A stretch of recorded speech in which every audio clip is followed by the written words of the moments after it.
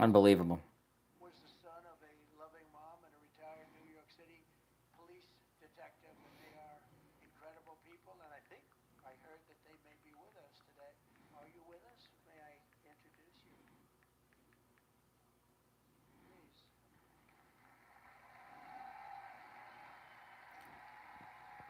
These poor parents.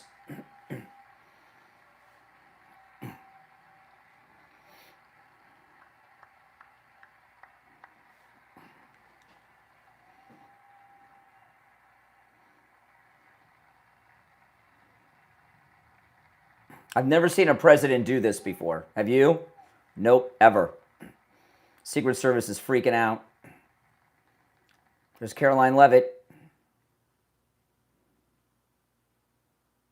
There he is with the mother.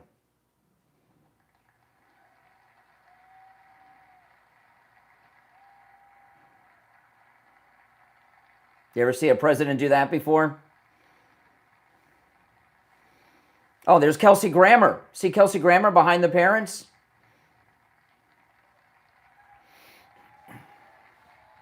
Unbelievable. How can you be opposed to this? How is this not good? Incredible, horrible story. What a horrible thing. Thank you, Trump. We're going after them.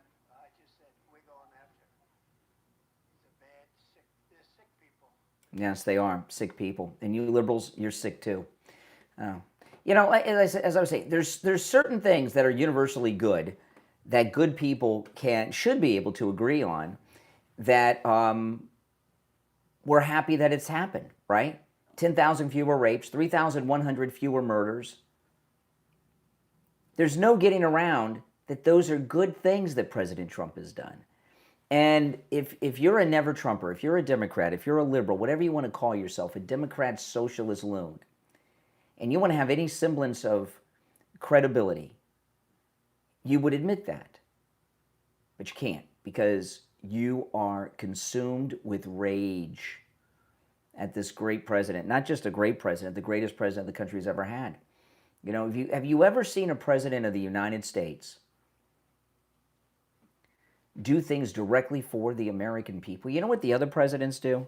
All they do is come out and list all the government giveaways they've given to local cities, I mean, you know, so they can spend money on things for law enforcement. He's actually pointing to results from his policies. They don't need more money. That's just a con game from these corrupt politicians paying off donors and political allies. President Trump's coming out there and reporting the actual numbers of people that are alive or have not been sexually assaulted because of him and his policies. I've never seen a president do that before, ever. And maybe we won't again, because, you know, President Trump's a very unique president. And you know, if he were a Democrat and he had done this, I would be praising him. I would, because that is a nonpartisan thing to do. And you know, those 3,100 people that weren't murdered last year because of President Trump, think about it, they're all going to have children. How many people will be born from now and into the future and have full lives because their parents weren't murdered this last year? How many offspring will come just the next 100 years alone from those 3,100 people? Thousands. Thousands and thousands and thousands of people will live, maybe millions over time, if you go far enough out. Thousands upon thousands of people will be born and live full lives because their parent, grandparent, great-grandparents were not murdered this last year because of President Trump's policy of fighting crime. Think about the 10,000 women that were not raped. My goodness. Think about the damage and the trauma that does to women and girls who are victimized by these sexual assaulters and creeps that weren't victimized, that weren't raped, that weren't assaulted this last year. Think about how their lives would have been destroyed. How many lives have been saved? How many female lives have been saved because President Trump, just last year alone, is responsible through his policies of 10,000 fewer rapes in our country? The devastating effect that those women would have had from that incident. The number might have even been higher if Kamala had become president, because they would have completely erased the southern border, and in the last year and a half would have brought another 25 million illegals into the country.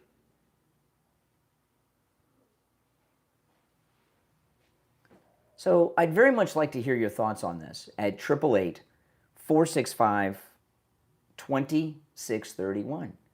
888-465-2631. It's a toll-free call no matter where you're tuned in from if you're watching live.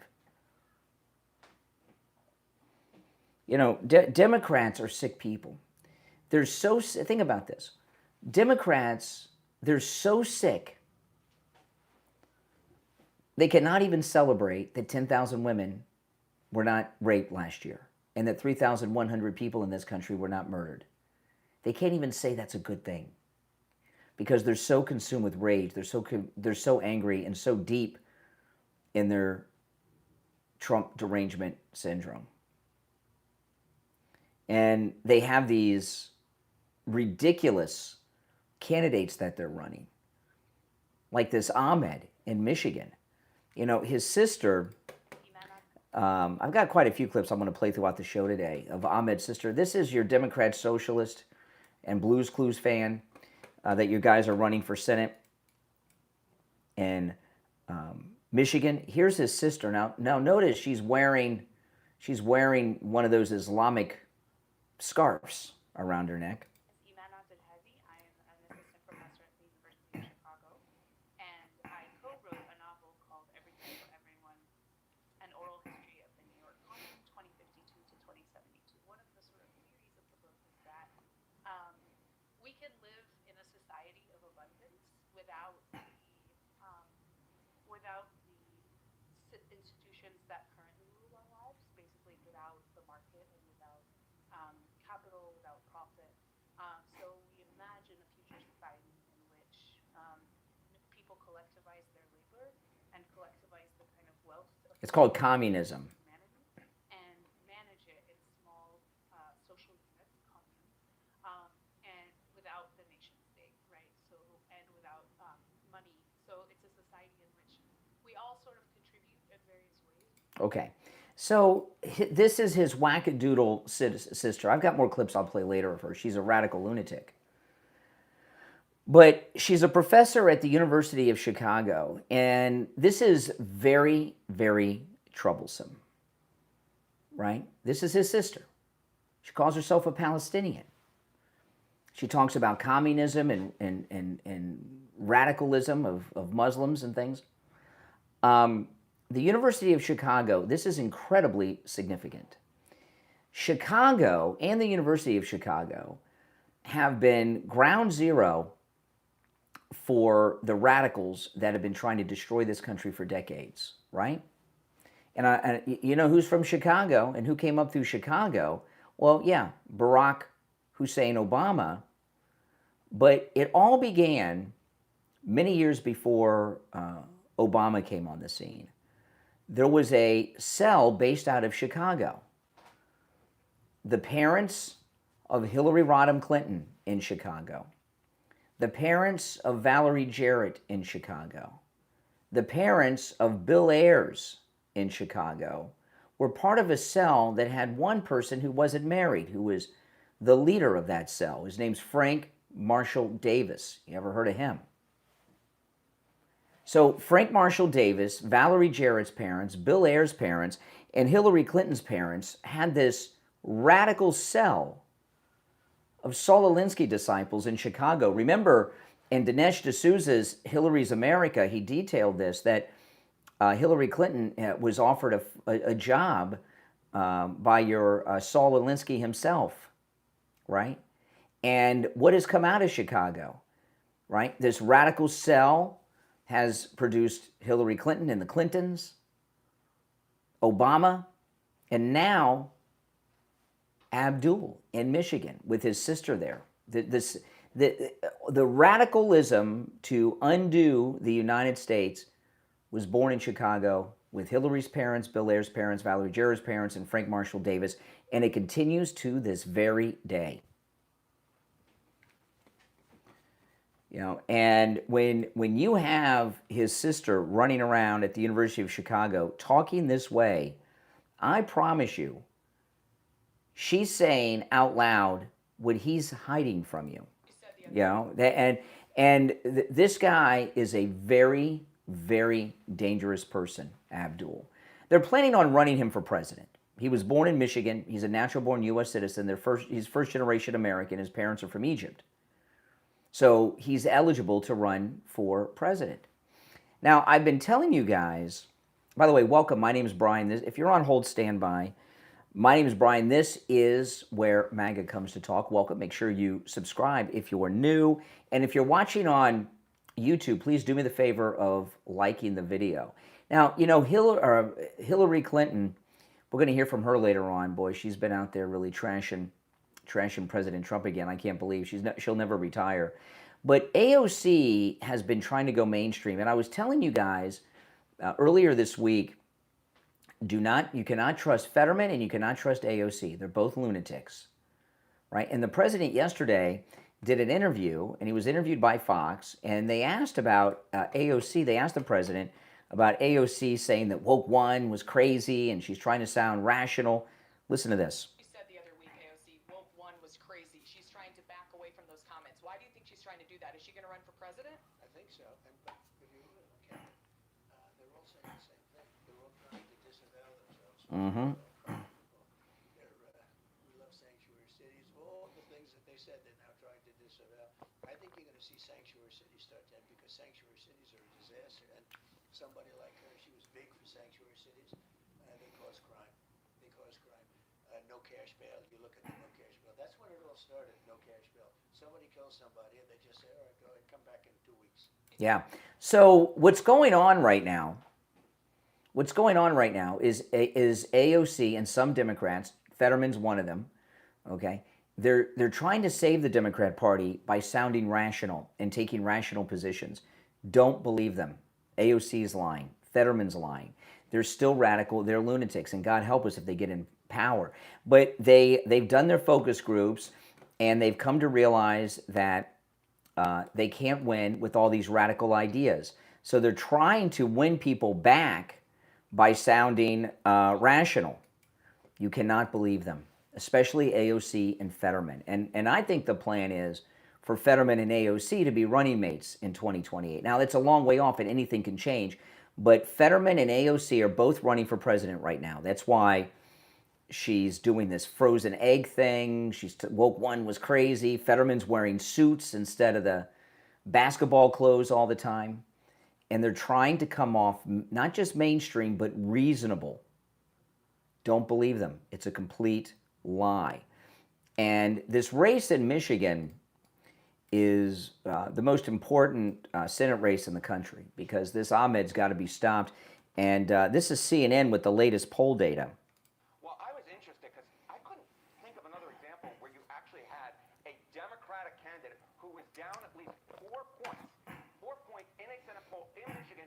And it turns out for this entire century, Abdul Assad is the only one in a poll that meets CNN standards for publication. This is extremely, extremely, extremely unusual. Abdul Assad breaking records in the ways that you don't want to. In fact, he is the first Democrat down by this much, as I said, essentially since 1994. Now, Wow. So not only is Ahmed pouring poorly, he's doing worse than any other Senate candidate in this entire century. And we're a quarter of the way through the century. That's really bad. He's not doing well. And that's a good thing. We do not want Ahmed to do well, do we? All right, now, if you're on hold, hang in there. My name's Brian. This is where MAGA comes to talk. If you would like to call in, you most definitely are welcome. The number is toll-free, 888-465-2631. 888-465-2631. We'll take a quick break and be right back. I'm in the Jupiter Joe radio studio with Jupiter Joe. You know, Joe, a lot of people I know are wondering, can I retire? Am I too young to retire? Do I have enough money or even income to retire? And I'm sure you hear that a lot.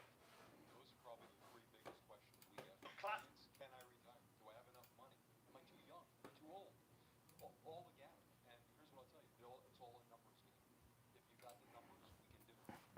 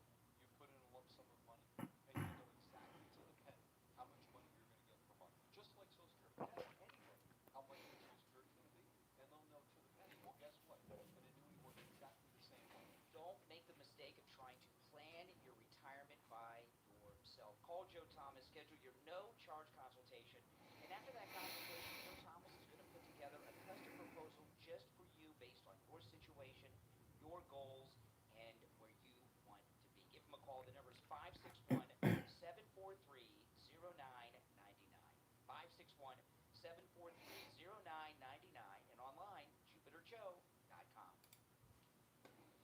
You show up when duty calls. But what about when the uniform comes off? The job, the bills, the family, the pressure? It can be overwhelming. But there's hope available in the book from author Alex Tillman, The Resilient Reservist, 30 Days to Strength and Stability.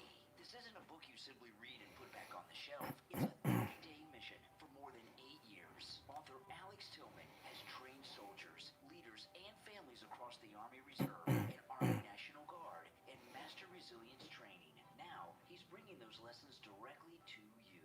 Every day, you'll take on practical challenges designed to strengthen your mind, your body, your relationships, and your ability to handle whatever comes next. You're serving part-time while managing a full-time life, or you're a veteran figuring out what comes after the military. This is about building a stronger version of yourself, one day at a time. 30 days, one mission, build resilience that lasts. Order your copy right now on Amazon, in Kindle, paperback, free with Kindle Unlimited, and the audiobook is available on Audible. And learn more at rpstrr.com. Your next mission starts now. The Resilient Reservist, 30 Days to Strength and Stability, from author Alex Tillman. Order your copy today.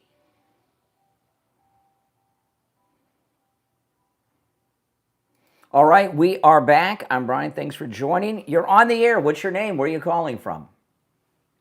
Hi, Brian. I'm Janice from Massachusetts. Hey, what's up? I just wanted to say that I've been looking into Islam for a long time now. And what's interesting about Abdu is that you know that Islam means obedience. Mm-hmm. And with that obedience comes a lot of supremacy. Mm-hmm. And the thing is that he supports trans kids and abortion, and that is totally against Islam. And that should be like Well, you know a what? red He flag doesn't. to a lot of people. I'll add something to that. Okay, you are correct, but he's not supporting transgenderism and abortion for Muslim children. Only like Exactly. non-Muslim, Exactly. because People don't see that. he's trying to destroy our country. His goal is to bring down America. Exactly. If they're not going to believe that, there is some things that I can prove. That Mamdani and Abdu are both Shia 12ers. Mm-hmm. Abdu didn't start out as Shia 12er, but he's Shia 12er now. What does that mean? I don't even know what that means. 12er, if you look into it, the Sunni leaders, like of Saudi Arabia, like the clerics, they warned us to never trust the 12er because they are an actual cult sect inside of Islam. They are a cult. And the 12ers, the highest ranking members of the 12ers are Ayatollah. Mm-hmm.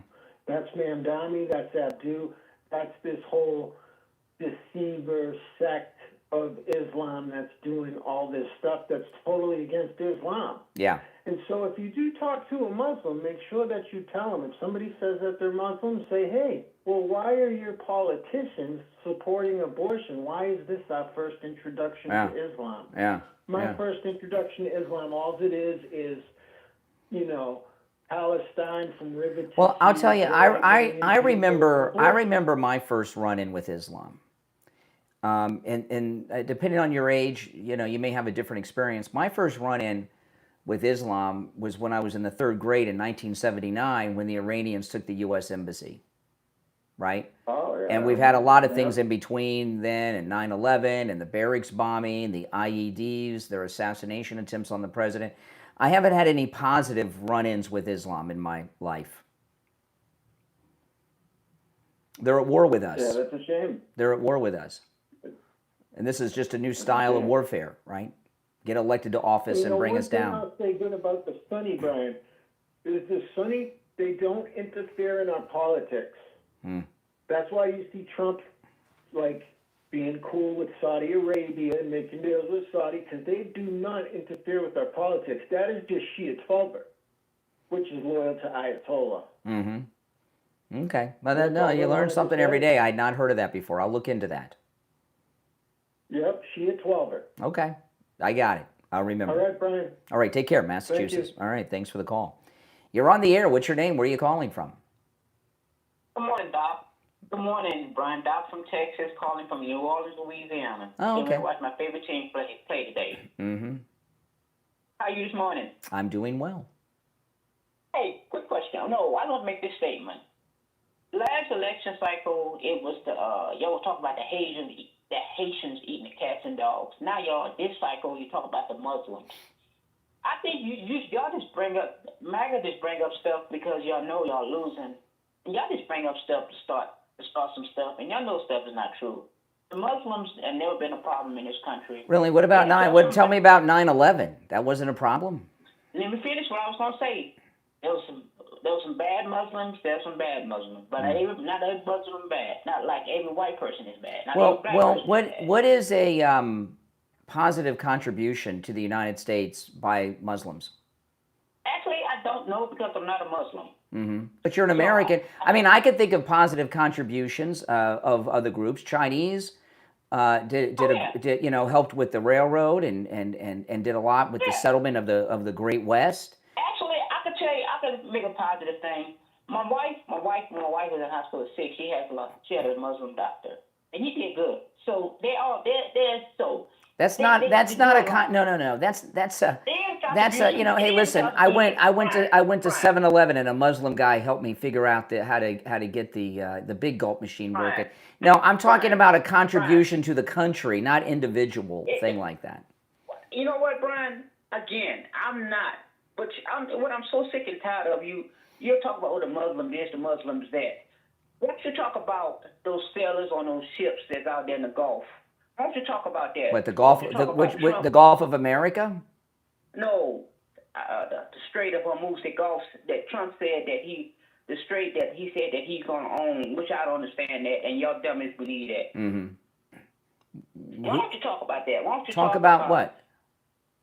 I mean, just talk about stuff that Trump. I mean, we sit up there. This country is going to hell in a handbag because Trump is destroying it. Trump, that me and you are. I opened the show sharing that President Trump said there have been 3,100 fewer murders over the last year, 10,000 fewer rapes. Isn't that good?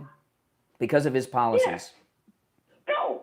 Crime was going down before Trump got in. No, it was not. No, it was not. It was going up. It was going up. I guarantee you. It was. Slow down for a second. No. Hold on for slow down. He's been president. No. Hold on a second. The statistic he gave was for the last 12 months, 1 year. He's been president 1.5 years. Okay. Right. So he shut down the border, did mass deportations, lowered crime in Chicago, D.C., and other blue cities. There have been 10,000 women in the last year have not been raped, and 3,100 people have not been murdered because of Trump. You saw all your rape. So you think all the rapes and crimes was being done by illegal aliens? A lot of them were, and the murders were both. Yeah. That's your problem now. No, Brian. A lot of them were. It's not even. No, Brian. So, okay.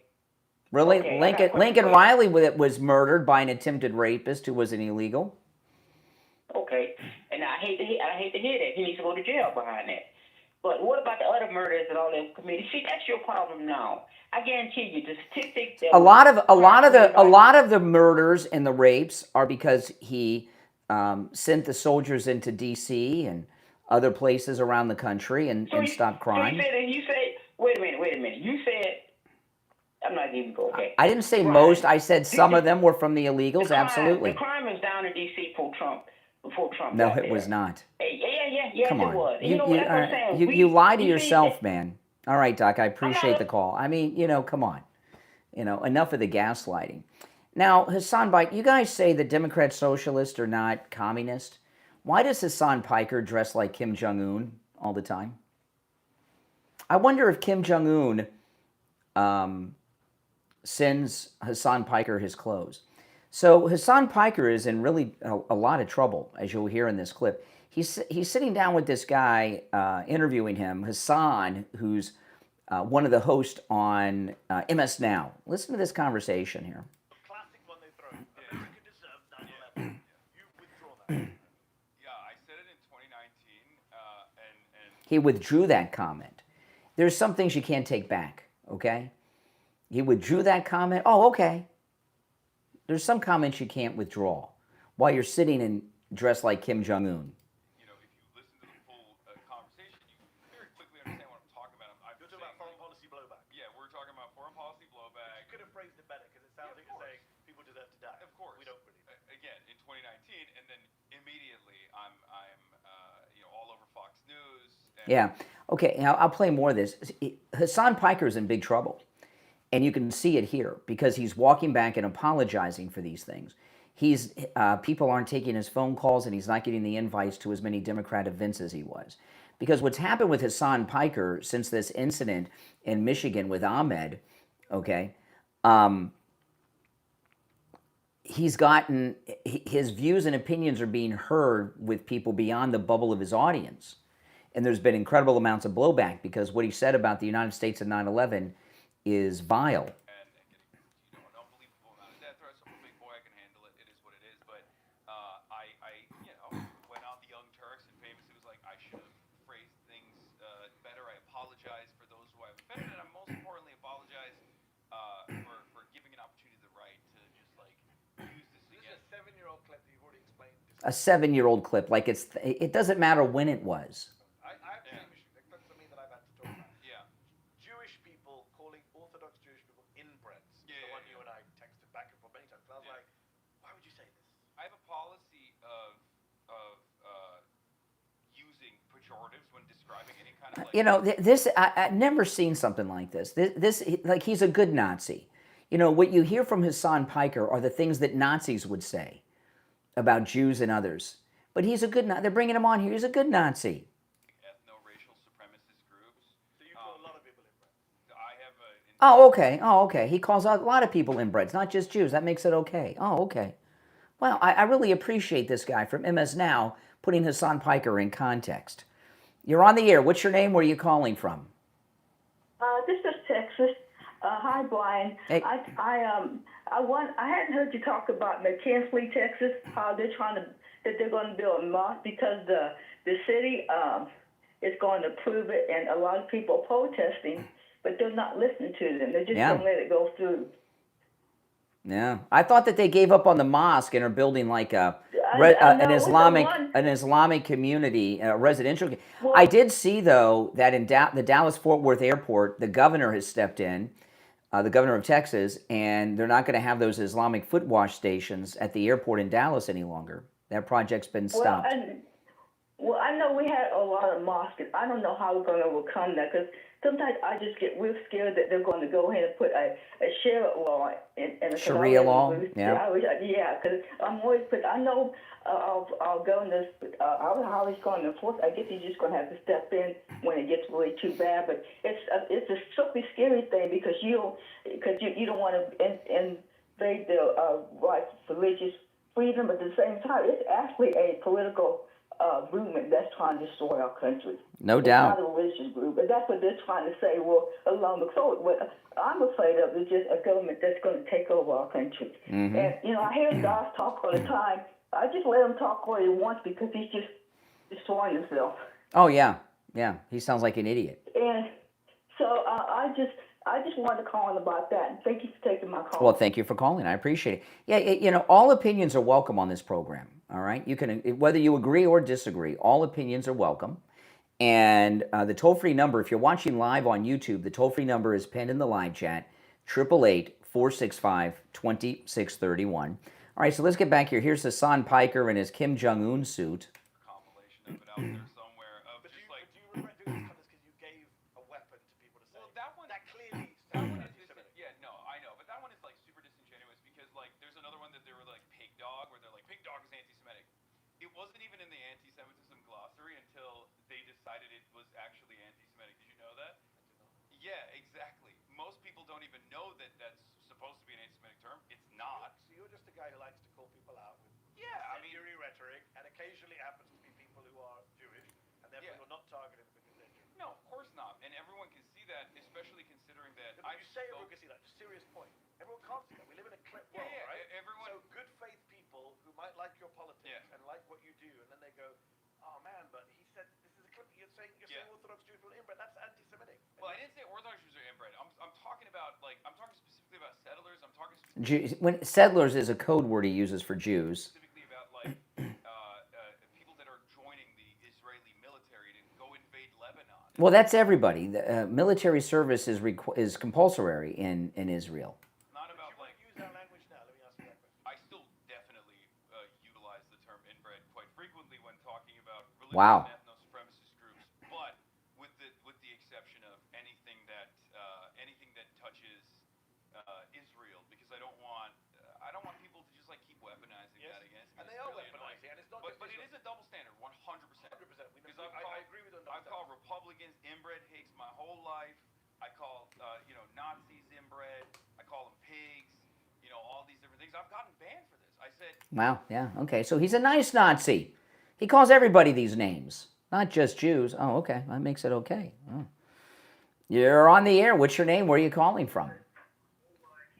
John from Ohio. Hey, John in Ohio. Can you turn down the volume of the whatever device you're listening to me on? Ben, can you turn that down a little bit more? I'm sorry about that, but That's okay. I thought it down.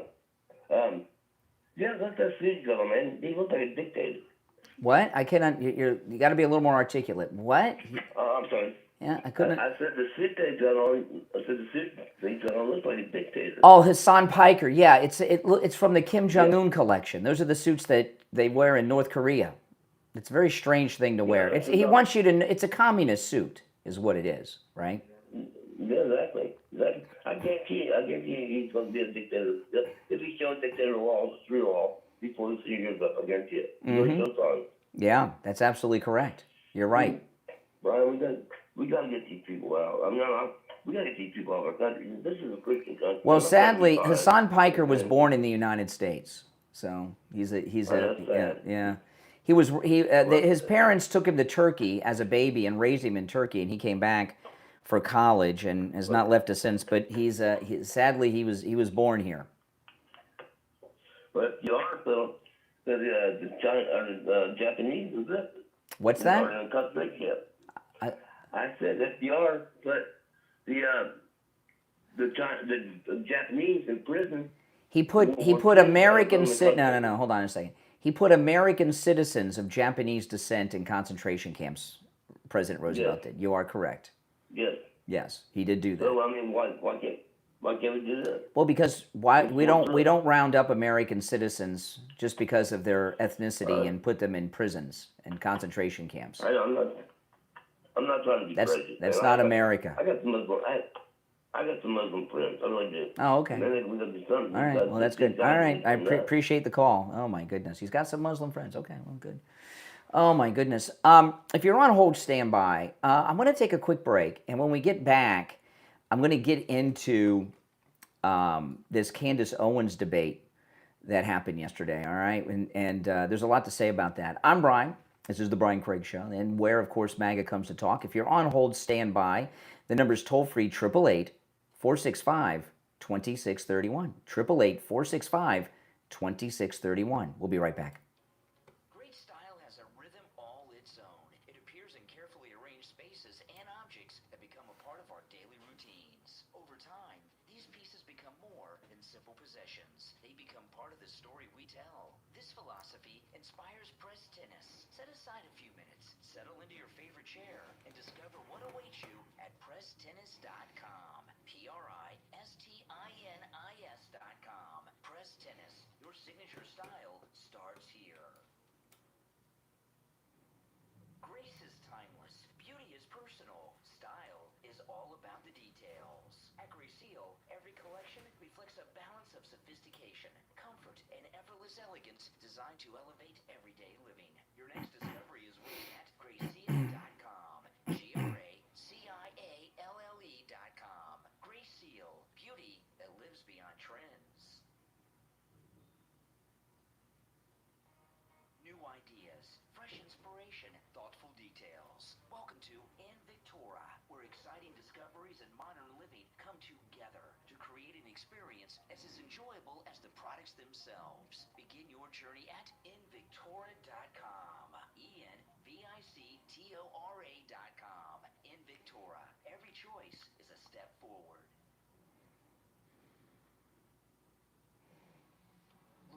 inspiration? Stop searching. Start discovering. Catchy Goods Place brings together modern favorites, timeless classics, and everyday essentials in one destination, designed to make shopping easier and much more enjoyable. One moment can open the door to hundreds of possibilities. Explore the collection today at catchygoodsplace.shop. Catchy Goods Place. Good taste has a new address.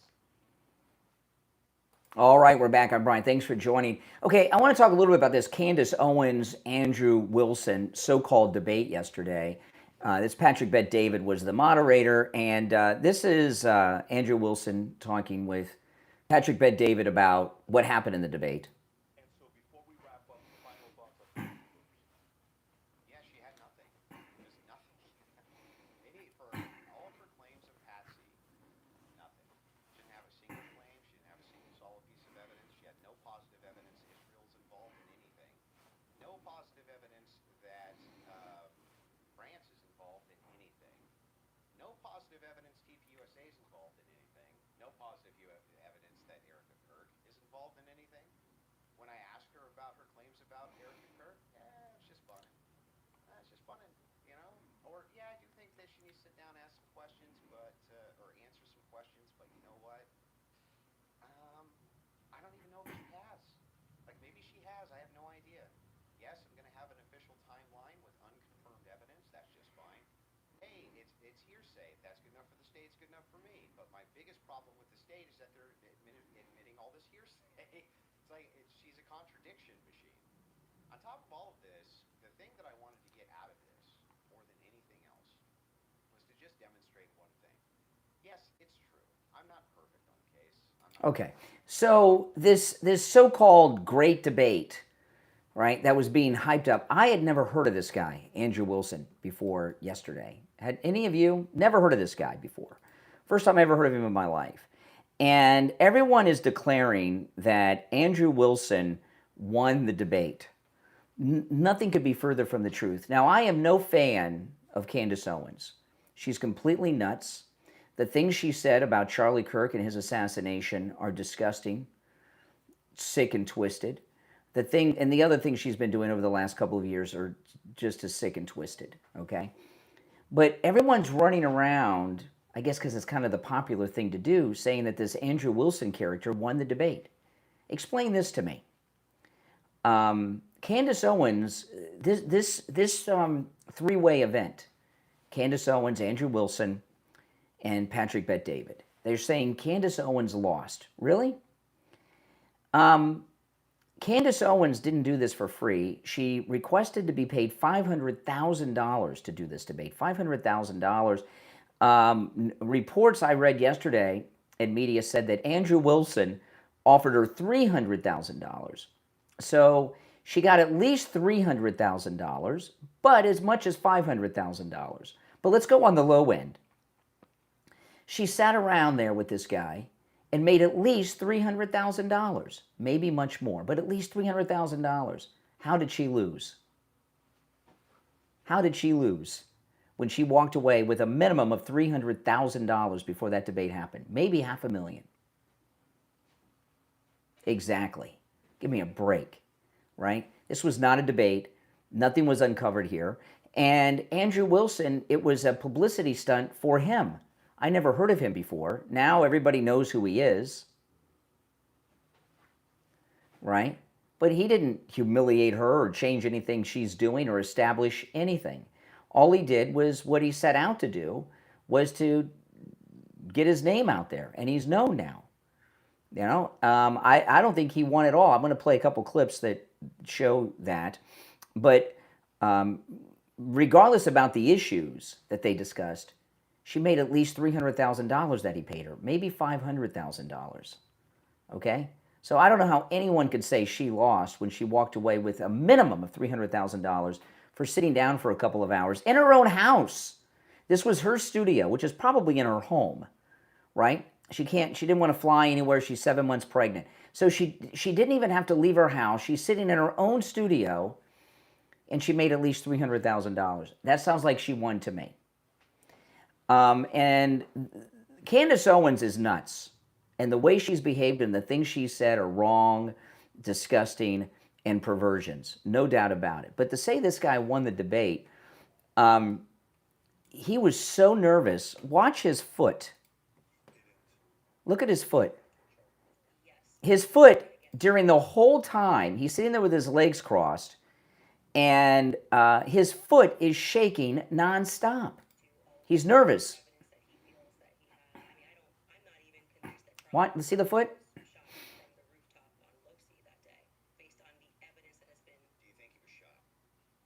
You see the foot? You know, and here's another clip. Look at his foot. He's moved. It won't. He is scared to death. He's terrified of her. He's very nervous, and I get it. She's nuts. She's wrong. The things she says are vile. She's like, you know, they're Hassan Piker vile. But she's one of the most famous women in the world. She's highly skilled at what she does. This guy was terrified. Maybe her celebrity presence, whatever it was. You don't shake your foot like that. And then, let me see, is this the clip? Okay, this clip here, yeah, this is the clip. When I saw this, I couldn't believe it, what this guy said. Okay, this is the guy they're saying won the debate.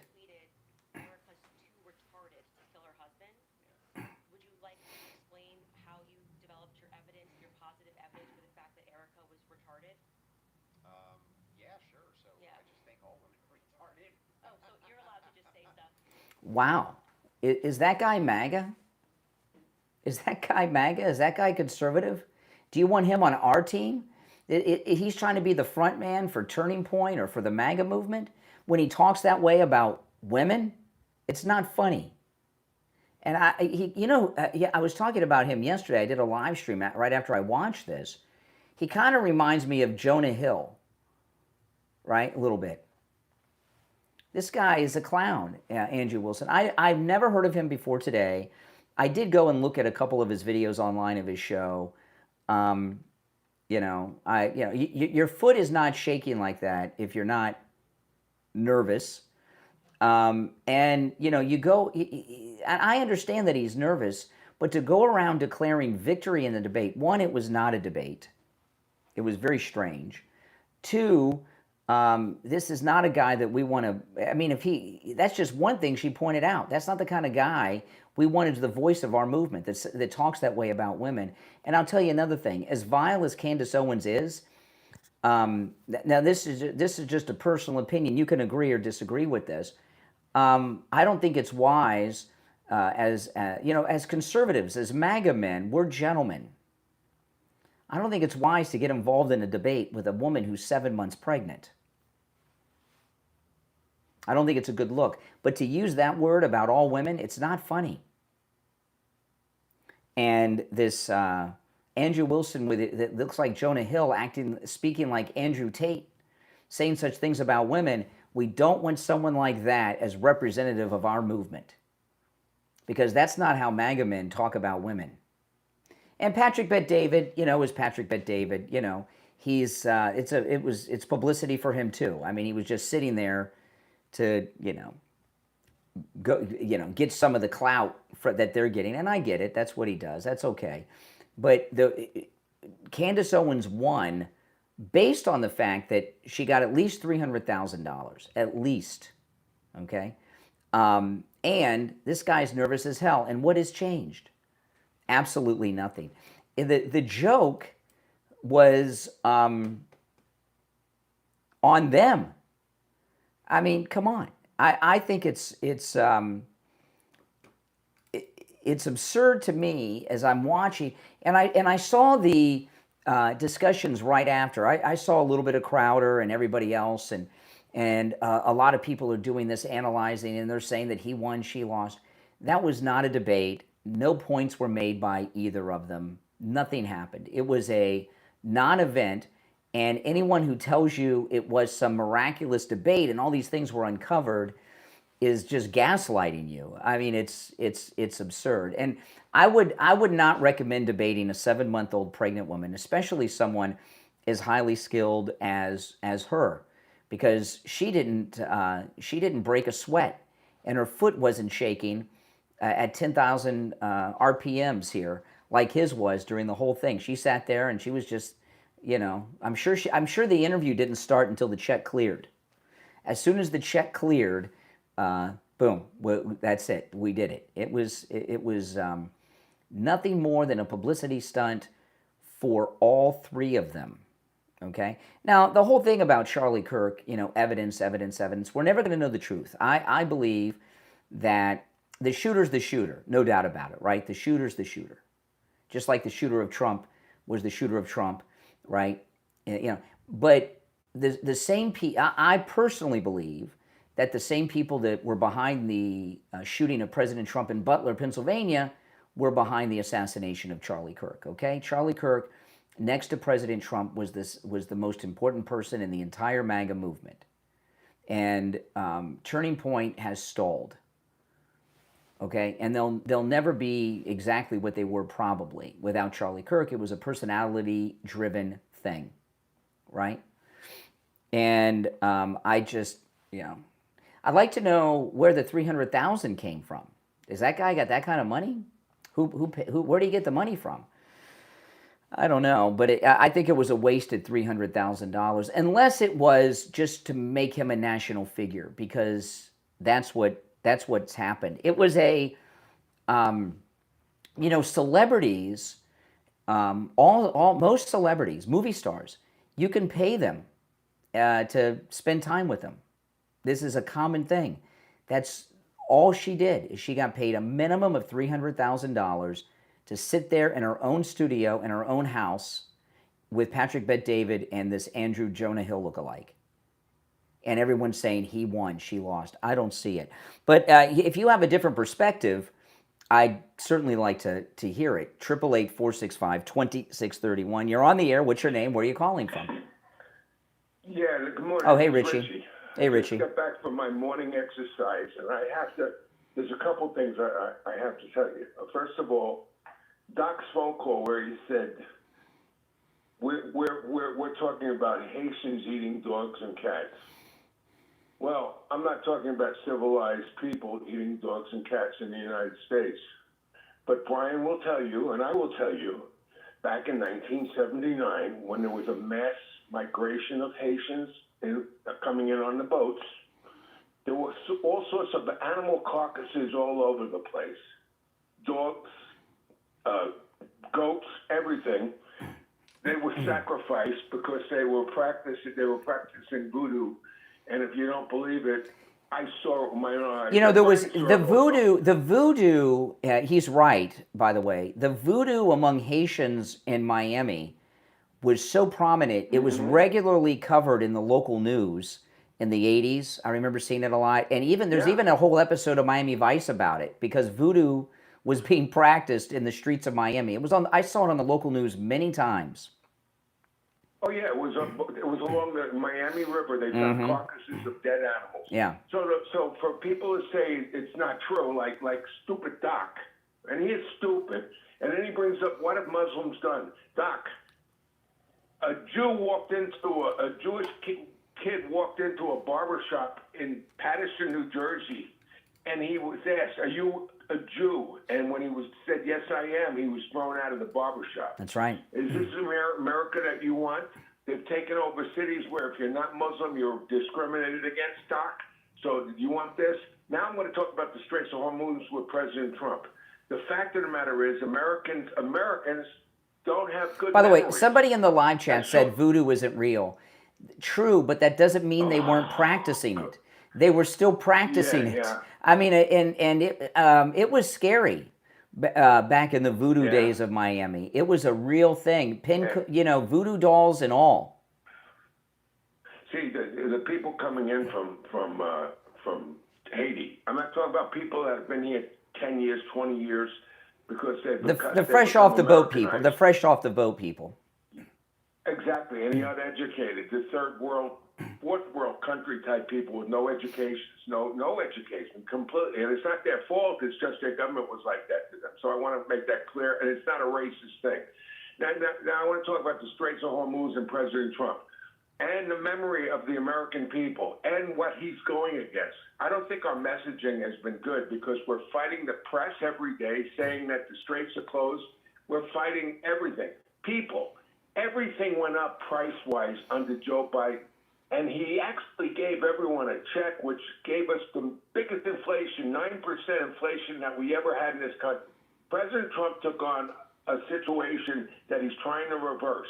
The biggest crisis, I think, that we have here in this country, there's not a crisis. They call everything a crisis. Mm-hmm. But the two biggest things in your lifetime that you got to purchase is a home and a car. And if you look at the car prices, and that's not President Trump's fault. I don't know whose fault, and it's not the tariffs because you don't get a tariff if you buy an American car made in the United States.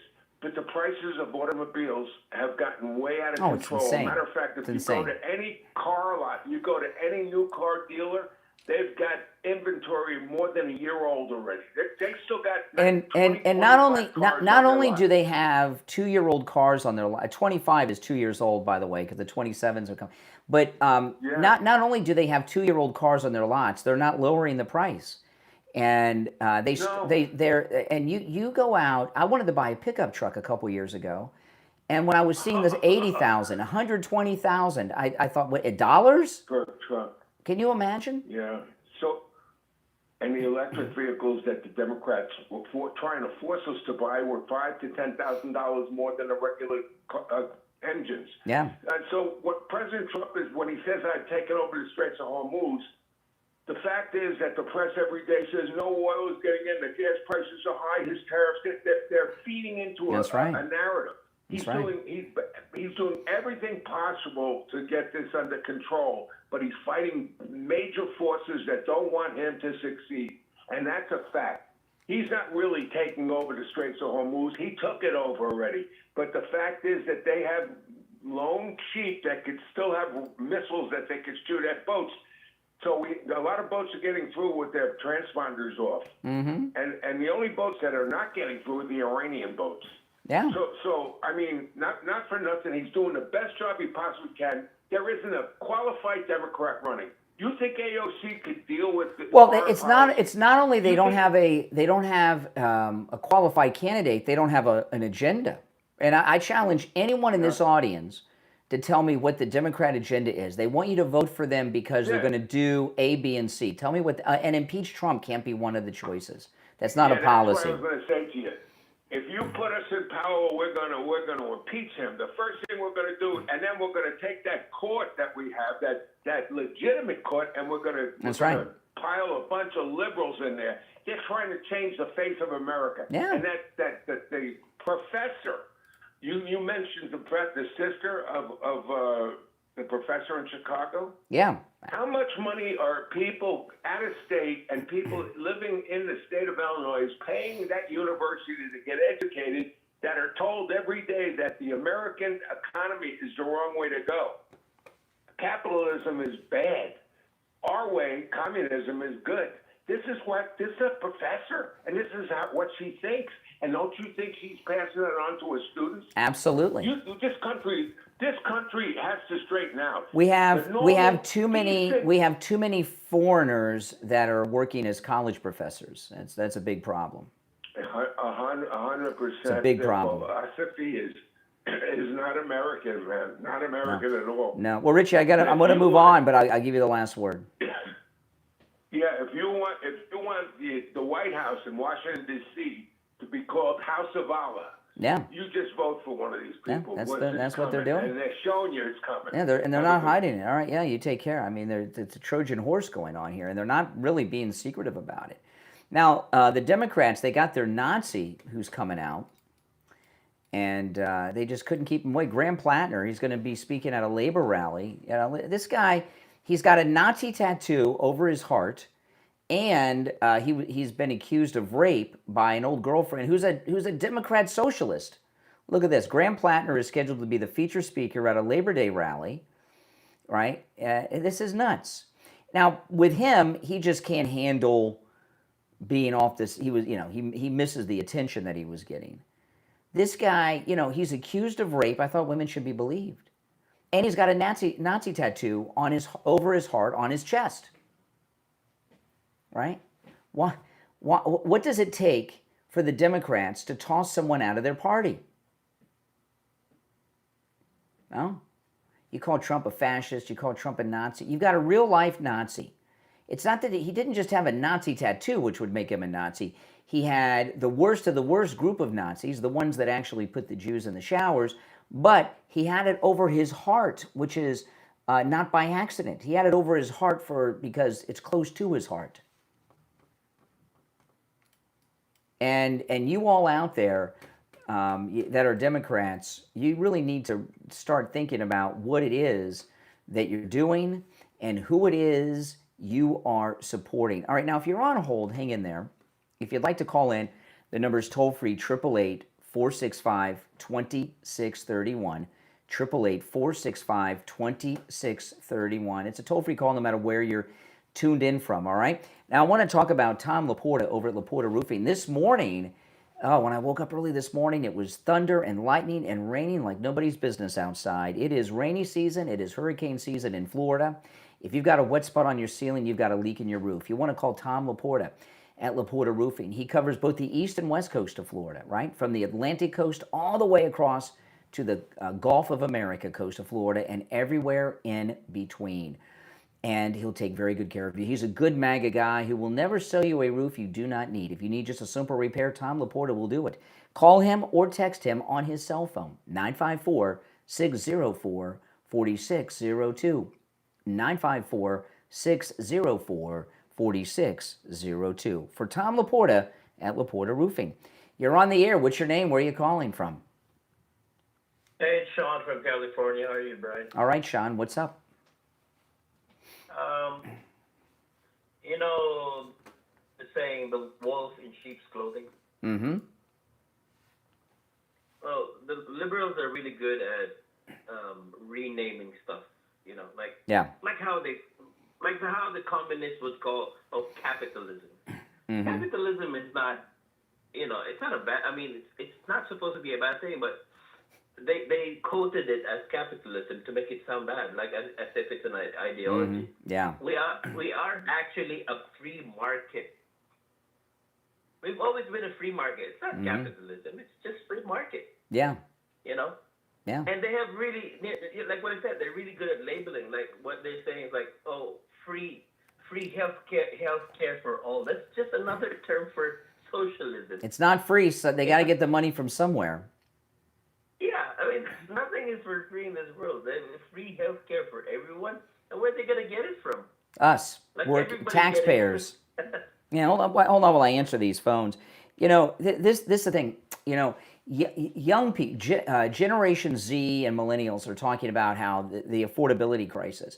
The reason they're struggling financially is not because prices are going up. Prices always go up over the course of time. My mother lives in a beautiful house in Fort Lauderdale. She paid $57,000 for when I was a kid, right? You know what I mean? I mean, you can't get a car for that these days, right? Prices always go up. The reason that younger people are having a hard time affording things is because they're not getting married and they don't have two incomes and they're all single and, because they're gay or trans or adulting or whatever it is. And, like me and my wife, we were married when we were young. We had two incomes and we struggled, but we got through it. When you're all by yourself, it's more difficult. Yeah, absolutely. That's why they're getting overrun by like Asian families because they stay intact. They could they pay less because they're sharing all the expenses. Yep. And then they can literally afford everything like cars and houses. Go back to heterosexuality and marry someone. And you'll have two incomes, and you'll make something of your life financially.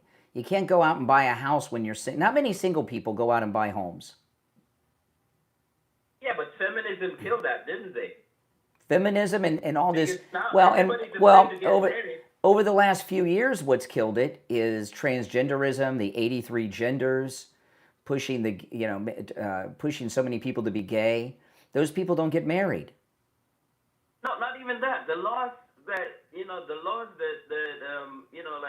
that kills men's income, like you pay for everything. It's like you get out of a marriage, like you get a divorce, and you're like, you're thrown out in the street. Yes, I know. Getting divorced can make a man homeless. That's right. And it's a scary thought for anybody who wants. You just to, saw there was a mass shooting that happened yesterday, and it was the guy went nuts after a divorce. Well, there you go. Mm-hmm. Anyway, thanks, Brian. All right. That's all I'm saying, because the liberals have no platform at all. No. They have nothing. They have nothing to sell. Mm-hmm. That's right. Right. Great But call. all these flowered words that don't even Platitudes. It makes sense. Meaningless people, phrases. but- Exactly. Yeah. Yeah. It's good for the idiot, the less. Anyway, I'm not gonna. No, you're doing good. You're doing Thanks, good. Brian. Yeah, you did good. Great call. Thanks so much. Take care. You're on the air. What's your name? Where are you calling from? You're on the air. What's your name? Where are you calling from? Hey, how's it going? My name's Wyatt. I'm from San Diego, California. All right, San Diego. What's up? Hey, I was going to ask you, I know the Here we go. midterms are coming up, Yes. and I've got some questions about a few of the notable candidates we've seen in the news recently. Well, pick the and best your one. opinions on them. Pick the best one. Well, okay. I wouldn't say the best, but the one that I'm most looking for your comment on is Max Miller out of Ohio. And What about the him? recent stories we've heard about him. I'm very Well, just the suspect of recent- that. I'm very suspect of that, all those stories about Max Miller. Right. But even in terms of electability, I think it's pretty easy to say that Oh. he should be dropped. Why? Oh, because even let's say it weren't true, there's. Let me tell you. we Let me can tell look you. back No, at- no, I don't. Yeah. I'll leave it up to him and them. But here's the. It's too late now, anyway. Right? It's too late now. They missed the deadline, didn't they, for getting him off the ballot? If I remember correctly. They might have, yeah. Okay, Max Miller. Okay, I'll tell you this about Max Miller. There's some terrible allegations made. Him and his wife going through a divorce. Okay, and she's made all kinds of. There's been all kinds of things that come out that he pulled a gun on his ex-wife. All these things. When people are going through divorces, especially when there's a custody battle, crazy things are said by both parties. Okay, it makes people nuts. And the things that have been alleged against Max Miller, I find it hard to believe that her father, who's the senator, who's very good, I've forgotten the father's name. He's Max Miller's Bernie Moreno. Yeah, Bernie Moreno. He's awesome. He was the guy during the Fauci hearings that said to Fauci, "Who the F do you think you are?" Okay, so he's, I like that. He had a good showing.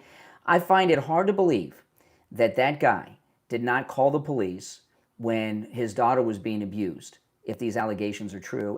And I don't hold against people things that are said by people during divorces. Look what President Trump's first wife said about him when they were going through a divorce, and she went nuts, and she recanted that later on. So I don't know if those stories are true or not, but none of us do except Max Miller and his ex. But I'm very suspect of it. Right on the eve of the primary, come on, no, let the voters decide on that one. There's a big move to take down MAGA, and in particular in Ohio. 2 weeks ago, they sent a bunch of Antifa pretending to be conservatives to a Ramaswamy speech, and they were yelling at him and cussing at him and booing him to try to make it look like MAGA's turned against Vivek in Ohio. So there's a lot of scheming going on to try to bring down Trump Republicans. Look at what Fishback about a week and a half ago had a press conference about Byron Donalds, accusing him of the worst things you can accuse a man of doing, short of murder. And that hasn't gone anywhere because it was made up. So I'm very suspect when allegations like that come out on the eve of an election, especially during a divorce. Mm-mm. Yeah, I see your point, and I think that generally holds true everywhere. However, I think that even if we assume that it's totally false and everything's made up, that this really has doomed a pretty reliable Republican. We'll find out. I mean, I think we've seen out of Roy Moore in Alabama in 2017, who lost to a Democrat. Judge Roy Moore. Because of Yeah. similar, like, yeah, Well, because well, of and, well, similar you know, sexual but I'll tell you what it allegations. is. It's a Democrat tactic. Look what the Democrats did to Graham Plattner, right? Graham Plattner, they did not know about the Nazi tattoo, okay? Because they didn't see him naked with his shirt off, and they didn't vet him very well. And they were getting bad polling data because of the Nazi tattoo, not just in Maine, but they were probably worried about how it was affecting them in other races around the country. They couldn't get him to withdraw. So what happened? Next thing you know, an ex-girlfriend of his, who's a Democrat socialist, accuses him of rape. Now, I don't know if it's true or not, but that the Democrats put her up to that. Even if it was true or not, it doesn't mean it's not true that the Democrats put her up to it to finally get him out of the race, which he did. So these Max Miller things, that's a Democrat tactic. You know, it's not, it stinks. That story is just not kosher. And I think you agree. I will say, I'll say about Graham Plattner, I think that the accusation that came from his girlfriend was independent of her, and I believe it. I've seen Maybe he's had. It's not Graham Plattner. Yeah, he seems like a mean drunk. Yeah, I've also heard some things about things he might have done when he was in Iraq, which I think there also may be some credibility to. But as for his girlfriend, I saw there were comments she had shared with, I think it was a therapist and some friends. Yes. So this wasn't something that she. No, they had evidence. Yeah, they had evidence. Yeah, there was evidence to back it up. Yeah. Yes, she's been telling the story for years and years. And I'll say that there is similar credence in that regard with Max Miller, like we saw in like inner Republican circles going back years, that it was known there were accusations of him being potentially abusive towards his wife and kids. Mm-hmm. Yeah. Yeah. Yeah. So I think that like. But with Graham Plattner, there wasn't a divorce going on. When people are getting divorced, they get crazy, and people act. They turn into monsters. I've seen it happen with people I know. You don't even know them anymore. They get so crazy.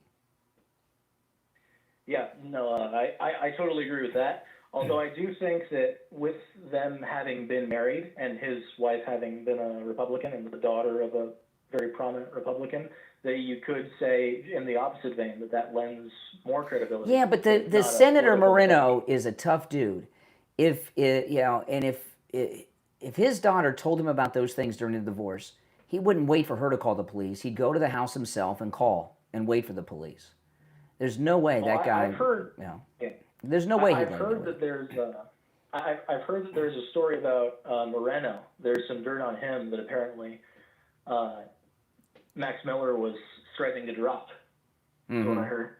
Well, the way things are, I've been married 30 years in December, and I got to tell you, to be a man now, who and you're involved in a relationship with the social media, it's so risky. If I were a single guy now, before I did anything with anybody, I would get consent on my iPhone on video and save it.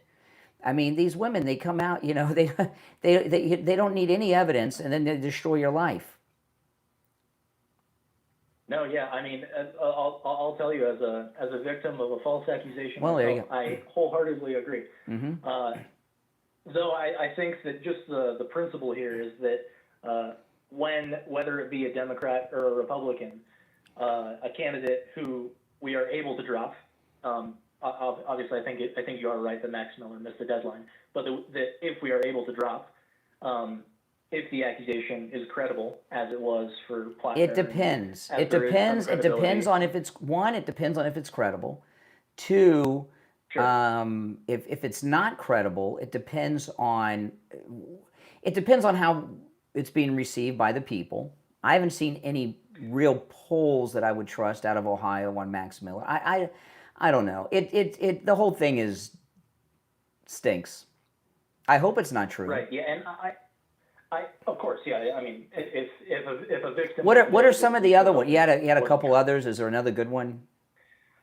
I don't want to hold your time too long, but if you'd like to go through them, I'd be happy to. Well, pick the second best one. There's got to be another one that's high profile, like the Max Miller one. If you got it, I'm fine with that. Okay, well, definitely not anywhere near that. But I think I wanted to talk about Ken Paxton, who I'm sure you're a fan of. I'm a fan of winning that seat for a MAGA Republican because we need it. But which one of the things against him? Because there's more than one. Right. So I think with Ken Paxton, the main thing was, for me at least, the impeachment that he faced by the Texas Republicans. Yeah. Well, see, here's the thing. What the Save America Act, I believe, is the most important piece of legislation of my lifetime, because if with the Save America Act in place, 90% of the Democrats' problems that we have from them will evaporate. And the reality of the situation is, getting the Save America Act passed takes MAGA Republicans in the Congress to vote for it, in particular the Senate. It would have been passed months ago if it wasn't for Rhino Thune.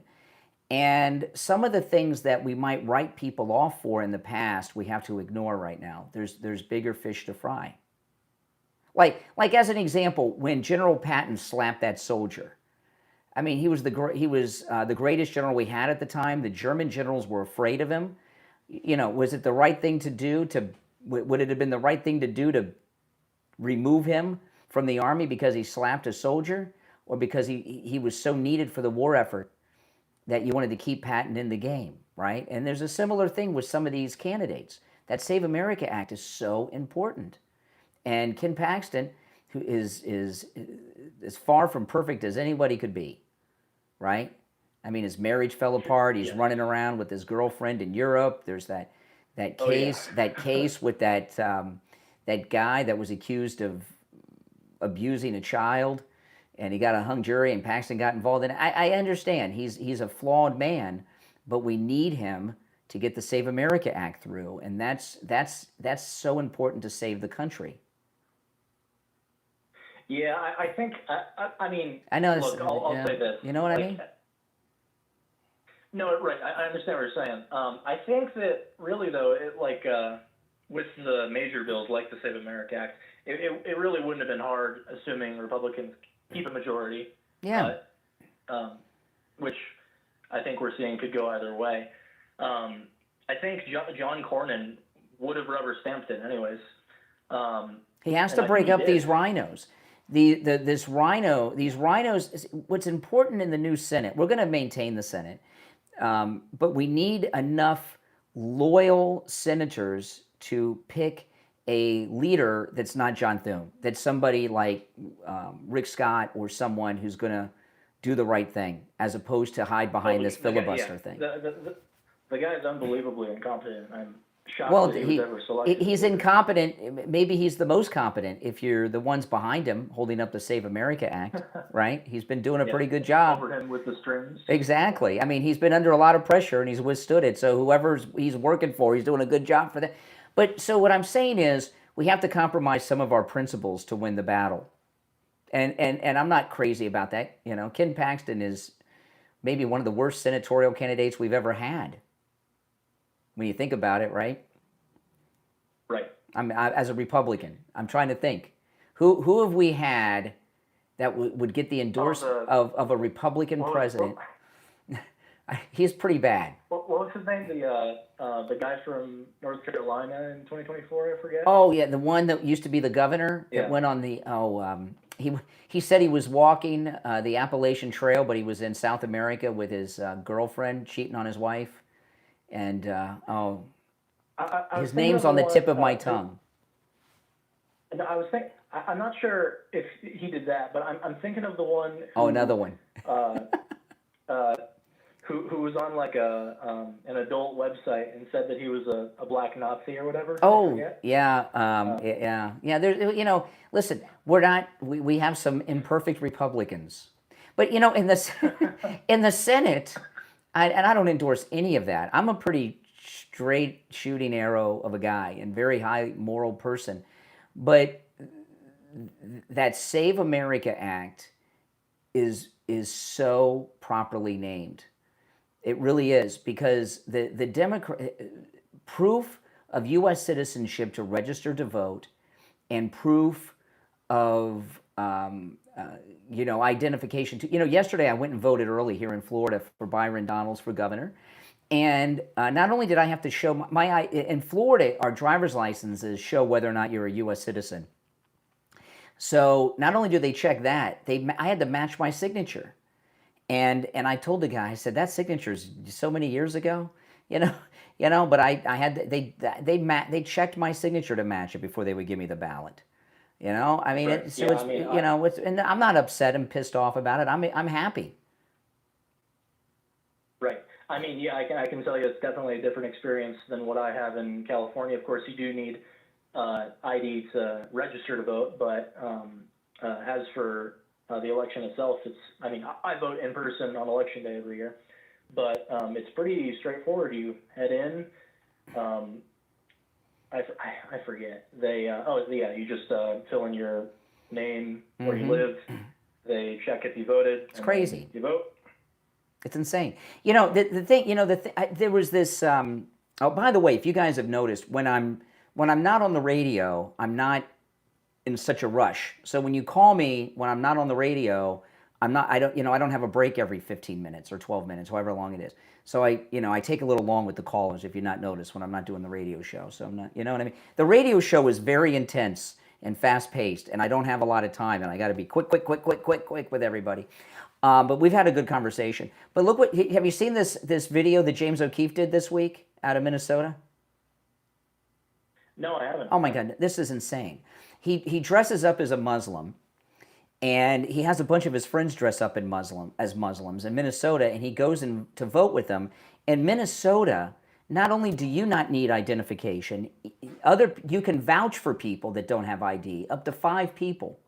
You can go to vote, you can bring 5 people and say, hey, I'm vouching for these people, they're eligible to vote, and they get to vote.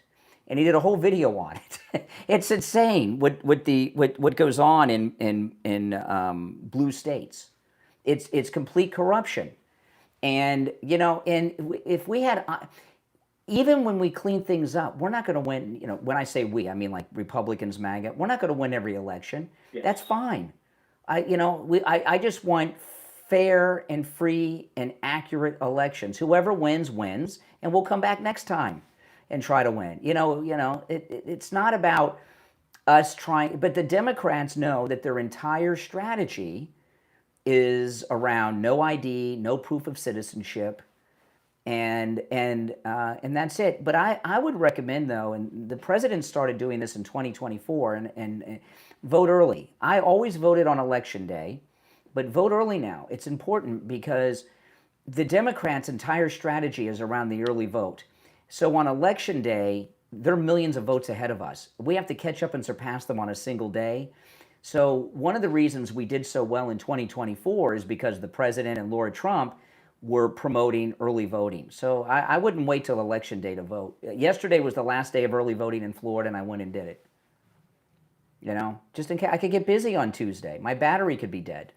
Yeah, I mean, that's fair. I'm young, so I haven't voted too much, but I just go in person for the experience, really.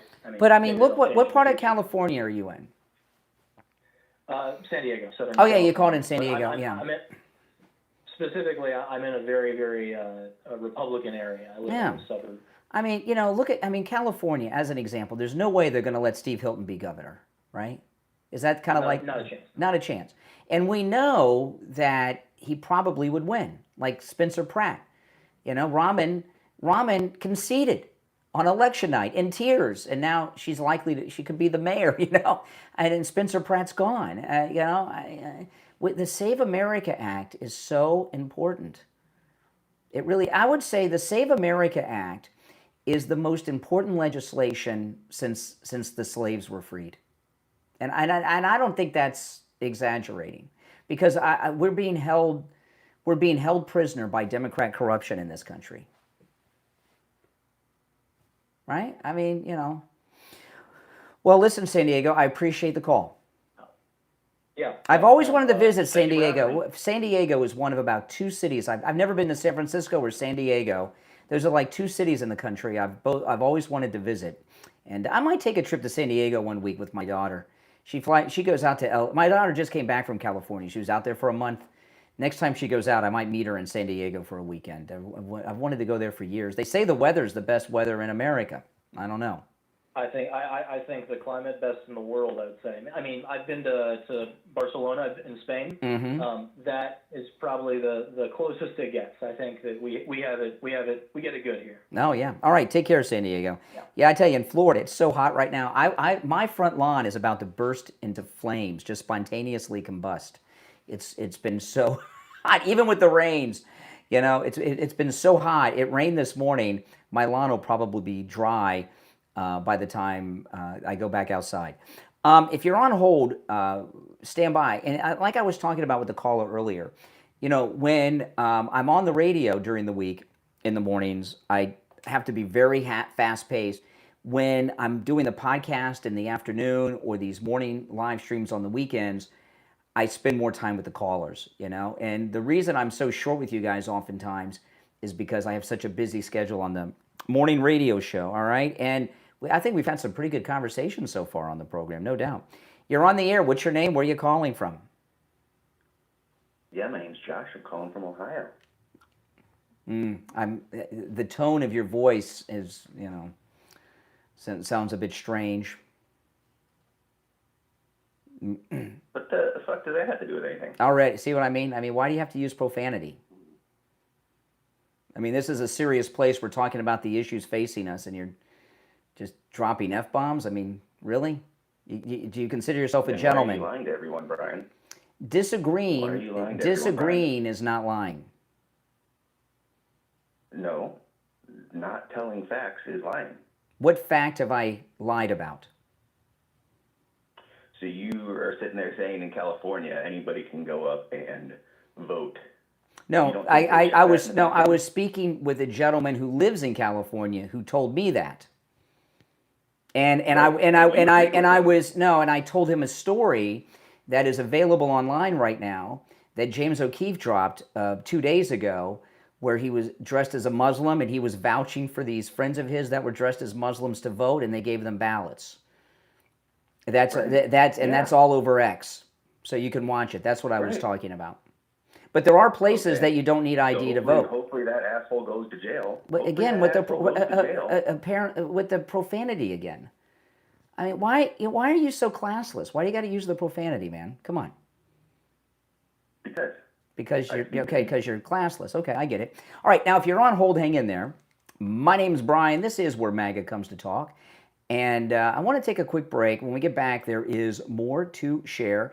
And I want to take a moment to talk about Chapter.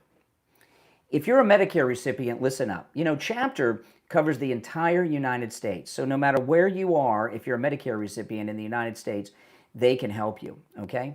You call Chapter, it costs you nothing. You'll speak to a licensed Medicare advisor, and they'll review your Medicare policy at no charge. They'll make sure that you have the right policy for you. They'll make sure that if you're paying for a supplement, that's the right supplement that you need, and you're not paying too much for it. And because Chapter is a national company, they have access to all the over 25,000 Medicare policies out there, okay? So they'll compare them all and make sure you have the right one. Give them a call, 805-754-3033. That's 805-754-3033. 805-754-3033. We'll be right back.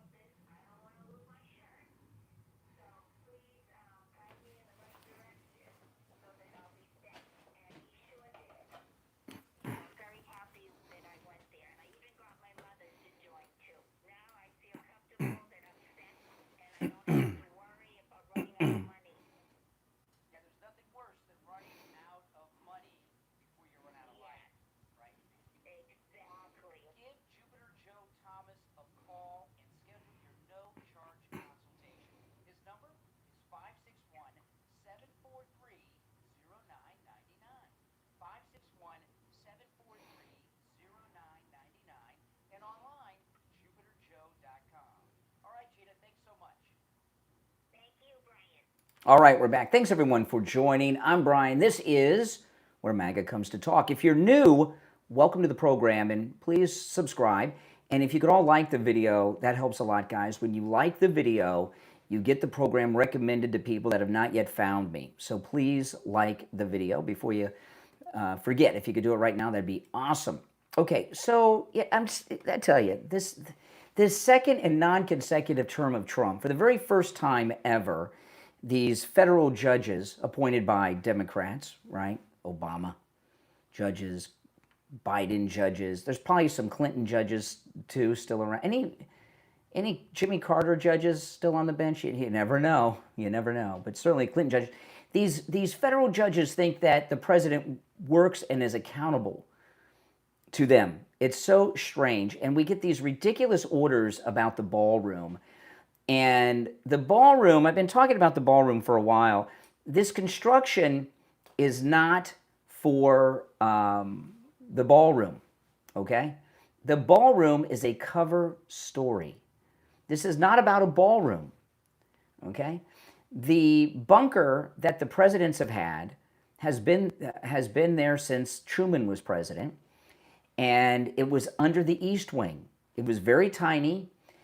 It wasn't very deep, and it wasn't up to the new weaponry that's going on. In fact, when Truman was president, there was a complete remodeling of the White House, right? They gutted the White House and rebuilt it. That was also a cover story to build the bunker and to reinforce the White House in case of nuclear attacks and things like this. So the ballroom is a cover for the new bunker that they're building deep inside that not only can handle nuclear bombs, hydrogen bombs, all those, but the EMPs. The ballroom building itself includes a militarized drone airport on the roof. There's a hospital there. The reason it's so large, larger than the White House itself, is because they want to be able to run the entire government in time of war from that. And everybody knows this. And, you know, the partisanship of the and militancy of these Democrats, it never, ever ceases to amaze me. Now, there was some really good news. One of the vandals of D.C. was busted. The woman who, she was kind enough to film herself, defaced the World War II memorial, has been arrested. A 41-year-old Kentucky woman live-streamed herself spray painting the National World War II Memorial on the National Mall and dumping soap into its fountains. Then she posted a video on Facebook for everyone to see. And the video, I mean, this is a crazy woman. She's been arrested. I love these ads, don't you? Aren't they great? Watch, we're going to get two. Oh, yes. Yeah, I'd like to know, what does Vapor Rub do? Okay, we'll get to the ad here. Okay, through the ad, okay, here, and she filmed herself committing the crime.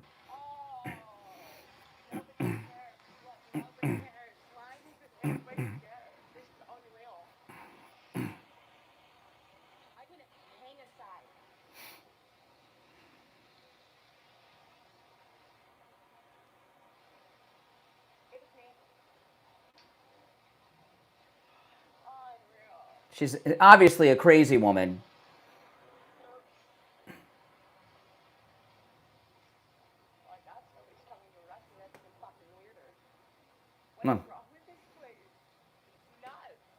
You know, this woman, and she filmed herself doing everything. Based on some of these liberal callers I get, she's an average Democrat today in 2026, wouldn't you say? I mean, she obviously seems crazy to me, but I think she's your average Democrat. And she feels so justified in doing this that she films herself doing it and then posts it online. Crazy. Look what she did.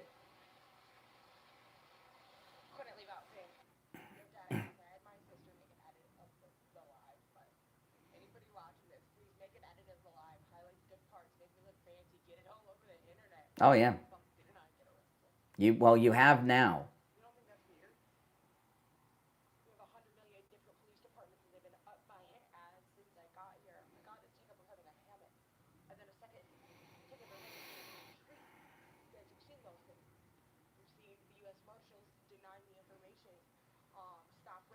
Well, they got her now. And, you know, you look at the modern Democrat Party. The modern Democrat Party is filled with mental patients and just evil people. I mean, there's just, you know, of course I'm not a Democrat, you know, but, and Democrats have never been good people. I mean, that goes without saying. The Democrats have always been bad people. I mean, you know, that's just the way it is, okay? But what's left of the Democrat Party, right? There's not too much left of it. So many people have been magatized. So many people have been red-pilled, right? That all the Democrats have left are people like her and Luigi, you know, the nutcase that's on trial right now. There are not normal people joining the Democrat Party anymore.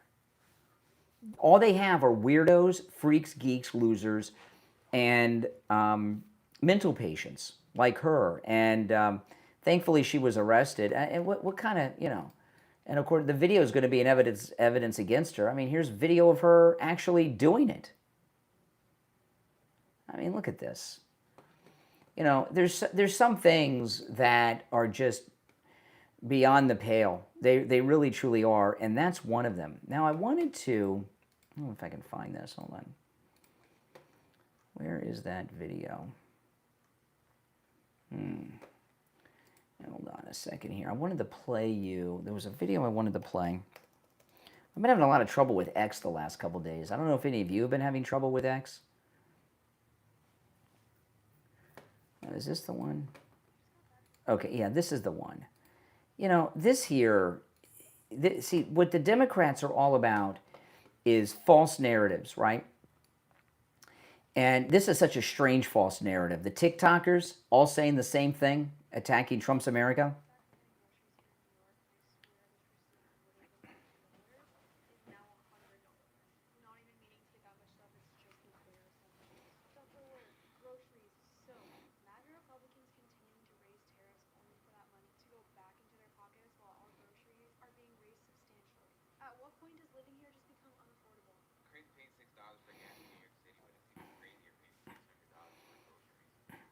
See? All paid TikTokers.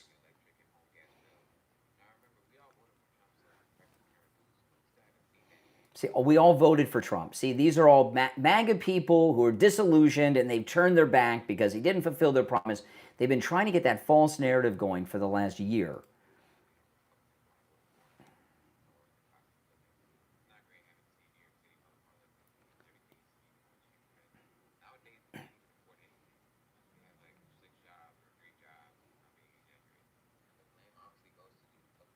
Mm-hmm.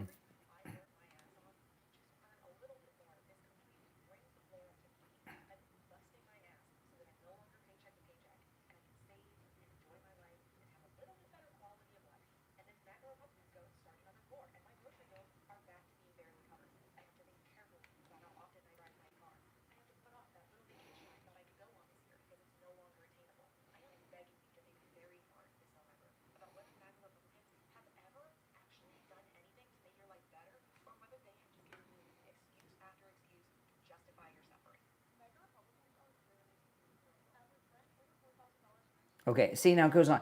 And there's several of these videos. This is just the latest that dropped, right? There were some others yesterday circulating around. And see, what's going on here is this is what they used to do to the people on the national news and in the newspapers. They used to pay the newspaper people and the news people to share their repetitious rhetoric, but the news is now coming from the new media, right? Influencers. So they've given up buying off the mainstream media people because they're not influential anymore. So now they're trying to buy off TikTokers and people like that to get their rhetoric. And I'm glad this was exposed and went viral over the last couple days because you see it even with the callers. You know, I talk about seminar callers that call in, oh, I voted for Trump 3 times and this is not what I voted for. You got the same thing here. These are seminar TikTokers. All right, let's go. You're on the air. What's your name? Where are you calling from? Hey, Brian, good morning. It's JJ from Mass. Hey, JJ, what's up? That, you know, the video you just showed there of these people, in the past it was sort of it was the three card Monty of the networks that did all the shake and bake, all the misdirection, perception crap, and now they've moved it to the 4 card Monty, to the they've moved it to social media. I mean, everything. It's just everything is misdirection and a lie. Yes. It comes from so many people, and it's very frustrating for good, honest people who just want to see something and believe it. You have to be, you have to be like an expert in psychology and manipulation just to get maybe half of the damn stories correct. Exactly. It's just gotten crazy, and I know I heard somebody earlier in the show talking about the Shia 12. Islam just upsets me to a great extent. It's sort of like, in business, when something works, it's copied. If it's legal, even if it's illegal, something that's illegal, if it's good, in other words, they can get away with the crime, it grows. Like NGOs, those grew big time. And to me, Shia, this Shia 12 thing, I don't know, Brian, where have we heard this 12 number before? I don't know, Jesus had 12 disciples. Yeah. So 550 years plus later, all of a sudden, to me, Muhammad was a friggin' production. He hired a bunch of writers, and they basically just copied Christianity. And then, they changed some of the symbols. It's an Al Sharpton, Jesse Jackson, type of a grift. They just copied it because it worked. At the time, Christianity was, it was. Well, this is part of what they're doing. All right, we're being taken over in a very different way, in the Trojan horse manner. We're being slowly boiled. All right, by the Muslims. Okay, that are looking to bring us down. And one of the things I didn't want to get sidetracked with that guy when he called about the Shia 12. That they want us to now get into a debate. Well, you don't have to worry about these Muslims. Just worry about these Muslims. Yeah, you understand what I mean? I'm not really going to go in that direction. It's just I'm of the belief that Islamic culture is not compatible with ours. That's it. And we just have a different view on how everything should be done in the world. So that's just the way it is. And and Ahmed, what their goal is get him in the Senate, get others in the Congress. Congress controls the purse strings, and cut off funding to Israel. They've told themselves that we haven't been able to wipe out Israel because they get all this money from the United States. If we can get enough people in the Congress, we can cut off the funding to Israel, and we'll be able to finally defeat the Jews. That's what they're all about here, in my view. Yeah, well, that's definitely part of it, without a doubt. They've got a lot of goals, but they basically utilize the same strategy. Al Sharpton has developed the victimhood class. It's the same thing. Muhammad, it's the same thing. That religion does the same damn thing. And it's just, I'm amazed that people are so busy hating on other people, or hating on Trump, that they can't see what's happening right in front of their damn face. Exactly. Like for instance, that debate between. I did not watch that debate. I heard something about it. I didn't know what was going on. Well, I did, so I could talk about it. Talk about the Candace Owens debate. Yeah. And I knew this guy. I had seen this guy Andrew Wilson, but it was mostly on a. He just talks about women and morality and trying to get convince women who are being the stuff they do now online where they do little videos of themselves. OnlyFans. OnlyFans crap. Okay, so basically prostitution over he's trying to convince them that that's worthless. That come back to humanity. Well, I'll tell you this OnlyFans thing, a lot of these guys, like Michael Knowles and everything, they like to do these shows where they're talking to these OnlyFans models, trying to convince them. I always find it kind of creepy, like it's an excuse just for them to be in the room with them. Do you understand what I mean? It doesn't, I'm sorry. And, it's a little, I don't need to see that. It's like, we all know it's bad.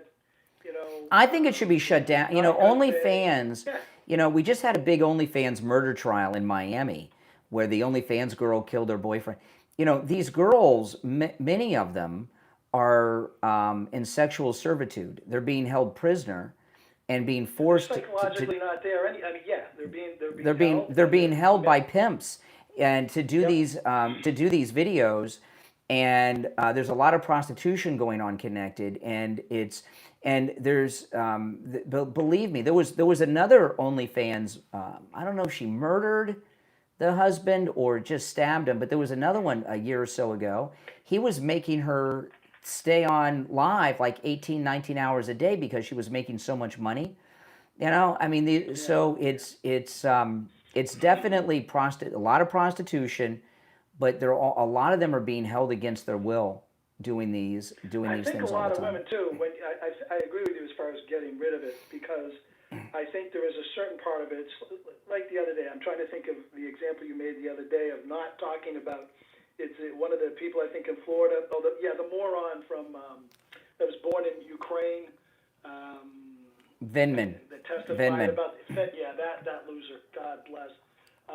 You know, talking about something and showing it. I think there's a lot of let's just say naive girls that maybe look at some of those girls when they're doing these shows. That look at them and they relate more to them, and maybe they get inspired to Well, listen? Says, I'm going to be like this girl. So I can't say that I blame them. I mean, if they're pretty, what are they going to do? Supposed to go get a job at McDonald's or the Old Navy or something, or try to be a millionaire like this, right? I mean, I understand the attraction to what they're doing for them, but anything that's in the sex industry. But these guys that constantly do these, I see them on YouTube. It pops up in my feed. These guys that sit around in a studio with 4 or 5 OnlyFans girls that are barely dressed and ask them basic questions like, how many states are there? How many branches? And then they laugh. And then they do this moral thing where they're trying to talk them out of it. They just want to be there close to the girls with their boobs hanging out in front of them. They're perverts. I'm sorry, it's perverted. My wife would kick my butt. My wife would kick my butt if I did. There was a story this last week I didn't cover because it was so ridiculous. Brett Cooper did, and I saw some others. Of course, Michael Knowles. Michael Knowles likes to talk about the evils of pornography and things all the time. It's and he, which is really weird. He's another one with the OnlyFans girls. There was an OnlyFans girl that was talking politics, like conservative politics, and a lot of them were showing it on their podcast. I didn't cover it, and then it gives a link to her OnlyFans and I mean, it was so bizarre. I couldn't believe, but they're these. That's like a reverse. That story right there, Brad. That's sort of like I don't want to say reverse psyop, if you follow me. I mean, they're basically, look at this person, they're talking really good about MAGA, and yet they're pornographers. It's what they call it was a funnel to her OnlyFans. Okay, but here's the thing. These guys talking about certain things does promote them, and that but back to the thing with Andrew Wilson and Candace Owens. I talked about this at the beginning of the show. I don't want to hear anybody try to tell me that Candace Owens did not win that debate. She was paid a minimum of $300,000. Maybe she asked for $500,000 to do the debate. Andrew Wilson offered her $300,000. So we know for a fact that, and this has been reported widely. This is not a secret. We know she got at least $300,000. Maybe Patrick, maybe 500. Maybe she negotiated. She got at least $300,000 to sit there with that guy, and Patrick bet David for a couple hours. How can you say she lost? I mean, that's a lot. And she didn't have to leave her house. It was in her studio. I think the only winners in that. I mean, look. No offense to anybody that you had to watch it, but I think the winners were the people that didn't watch it. I mean, you can't watching it. Debating a crazy person is just that's a no-win. Candace is, she's really gone nuts. Anything and everything with her, she's turned into like a psychotic detective hamster on a wheel. She's constantly spinning on the wheel, or she's in a circle, constantly looking for the square. She can never find this. She'll never find the answer. What is it? Season 27, episode 99. It was, it wasn't the candlestick in the library or whatever. It was the Israel. This is the thing. Israel. This whole thing was a con job. Okay. For Candace, it was about the money. Okay. For the Andrew Wilson guy, I never heard of him before yesterday. So now people are talking about him. People know him today. I'm not impressed, but people know him. And Patrick Bet-David, he knows how to inject himself in for publicity too. And the thing is, there are certain people I don't talk to, okay? I won't talk to Nazis or Klansmen, okay? Yep. And that why? So the best thing you can do with Candace is not give her the credibility of going there and not paying her $300,000 to $500,000 for a couple hours of her time. I mean, give me a break. I stopped. I followed her a little bit in the beginning, and I was just kind of happy. I always get happy when I see somebody, when I see them in their life, and I recognize or realize that they've figured out the grift, so they're not getting played anymore. It's kind of like an awakening. It's an epiphany moment, and I'm always happy when I see somebody. It's almost like coming to the light. It's like coming into Jesus, realizing that you've been lied to. And I mean, I always, and it's sort of like, and even myself in my life, when you figure something out after you finally realize what happened here and there. It's like when I look at Tucker Carlson. I mean, I look at him now as, Tom Cruise. A lot of people think, pick whoever you think is the best actor ever. If it was whoever it was. And a lot of people now might say Tom Cruise, but to me, one of the best actors is Tucker Carlson, because he has played people left, right, upside down, and backwards, and he's banking money. I just never thought that about him, but he's basically he was AOC with a bow tie 30 years ago. I'll tell you, listen, I'll tell you about Tucker in a minute. Just finish up with this thing with Charlie Kirk. I believe that there is a conspiracy behind the assassination. That shot was like the American sniper took it. I mean, and I'd be very interested to know. I believe the shooter's the shooter. Don't get me wrong. I'm not saying he wasn't the shooter, but I'd like to know how he learned how to shoot like that. You're that far away. You hit a target like that. I was at the gun range last Saturday with my friends, and with my 9mm, my 38. One of my friends brought his AR-15. Had a great time. We're shooting all these guns. And I mean, I've been shooting all my life, and I'm a pretty good shot, but I didn't hit the body. There were a lot of shots that didn't hit. When I first fired that AR-15, I didn't hit dead center. How did this guy in one shot get such a lucky shot? These are the things. This was just that was such a fake publicity stunt. Now Tucker, this is what's going on with. And by the way, I'm not saying money is bad. We all do these things. This is what I do for a living. Well, making money, money's not bad. And my agenda is to make money to support my family and everything. And I'm very blessed that this is what I've been doing my whole life, and I can get paid to do this, which is awesome. But the thing with Tucker, I believe Tucker is CIA, just like Daddy, and what he's doing is a CIA tactic. It's causing division and influencing elections. And he's caused a lot of division inside the conservative movement. He's put together a group, he's got Marjorie Taylor Greene and others that have joined his posse, and they're starting a third party to impact elections. And they will likely have candidates, maybe even running for president in certain states, to try to take votes away from a MAGA Republican in certain states. It's a total CIA op. A lot op. of money and and there is a lot of money there's a lot of ways for people to pay you off in politics legally. It's one of the biggest legal rip-off. I'll tell you one way they do it. One way they do it is through their books. Who buys and reads all these books? Like Trey Gowdy, he has a new mystery out. Who gives a crap about Trey Gowdy's murder mystery novel that he's promoting on Fox? You know, one of the ways they pay them off is they do mass binds of their books. Yeah, it just, you know, And it's legal. With Tucker, I was, you know, I knew his dad. I mean, didn't know his dad personally, but I knew the story of his father in the CIA, and you know, I always put a little bit. I just put a little bit of weight on the fact, you know, that was the case.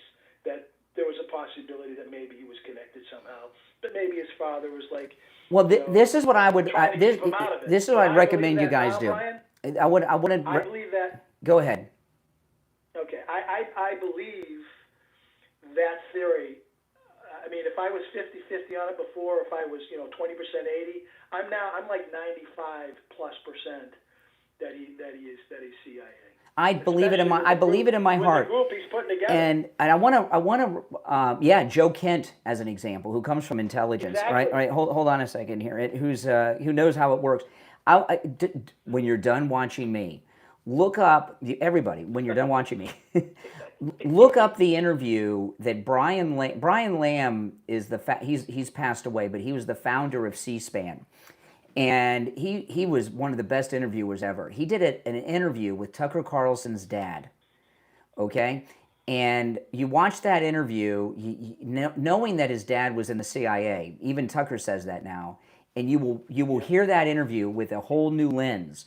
And when Tucker's dad, the Brian Lamb interview with Tucker Carlson's father, look it up online. It's online. I've watched it.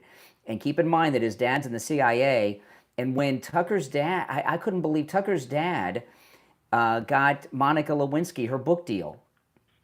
And he was telling Brian Lamb, well, of course, no one knew when he did that at the time, no one knew he was a CIA guy. Now, knowing that tells us everything we need to know about Monica Lewinsky and the impeachment. It was a deep state op. And what I'm really curious about is, so that to me is a confirmation that the intelligence community was working to bring down Clinton with the Lewinsky scandal. So at what point did the Clintons become a part of the deep state, which they obviously have been since the Trump era? I mean, it's really fascinating what they do. Yes. And you remember when Tucker did the interview with Putin? That was it. I mean, yeah. Putin pointed. You know, Putin just kind of smiled at him. It almost was like, you know, I know who you are. You know, I mean, that's the feeling I got when he did that interview. He just, that little smile from Putin. I'm like, you know, it was like two, you know, rats eating cheese. Yeah, Putin said you tried to join the CIA, but you couldn't. They didn't take you. But Tucker Carlson is a CIA guy. And that's why he's so active over there in the Middle East. It does not mean that he's not getting paid lots of money by Qatar and everything. He's an undercover, but what he's doing with this third party is textbook CIA. It's textbook. And there's money. There is a lot of money in the divide and conquer business. That's what.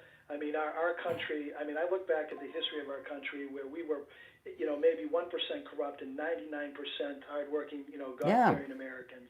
And then it just kept growing. I think, you know, maybe, you know, during World War II, we might have been 595. But after World War II, it just started to grow and grow and grow. And I believe when Trump came in, we were at about a 90% corrupt as far as the government goes, 90% corrupt, 10% people just treading water, and everybody, you know, the thing is, after World War II, things were, in a manner of speaking, it was paradise. Mm-hmm. And people were so happy with their lives, they were living their lives in their own box. Yeah. They didn't have to worry about politics. That's correct. They just kind of ignored it because you could earn a living, raise a family, go on vacation, have the car, do all the, you know, go out to eat dinner. It was just a beautiful, beautiful time. And then while that was going on, all the rats got on the boat, and then they just made the government bigger and bigger and bigger and more corrupt. And Trump came in, and he's just well, I think what we, you know, this is what we've learned with the Trump era. President Trump is the only president in the modern era that has not been a part of the political establishment and chosen. Most of these presidents, I mean, I'll give you an example. George W. Bush was a complete clown, loser, spoiled rich kid his whole life. He was a drunk. He couldn't hold down a job, nothing. His dad was both FBI and CIA. First one into China. And president and vice president, the ambassador to China. And his father, Bush 41, the father was in Dallas the day that Kennedy was shot with the FBI. Okay? And you think that this bumbling idiot who spent his life drunk, his wife, Mrs. Bush killed someone, in a car accident, and he ended up being, that's deep state. So most of these presidents, they're either groomed or under their control. And President Trump, the deep state, didn't have him under their control. And the one, like if I were talking the president, I wouldn't expect him to give an answer to this because I don't think he could reveal this. But the President Trump, there's two things he did that turned them against him. One, and they both involve Comey. One is when Comey went to him with the Russian dossier to try to blackmail him, and he said, "Get the hell out of here."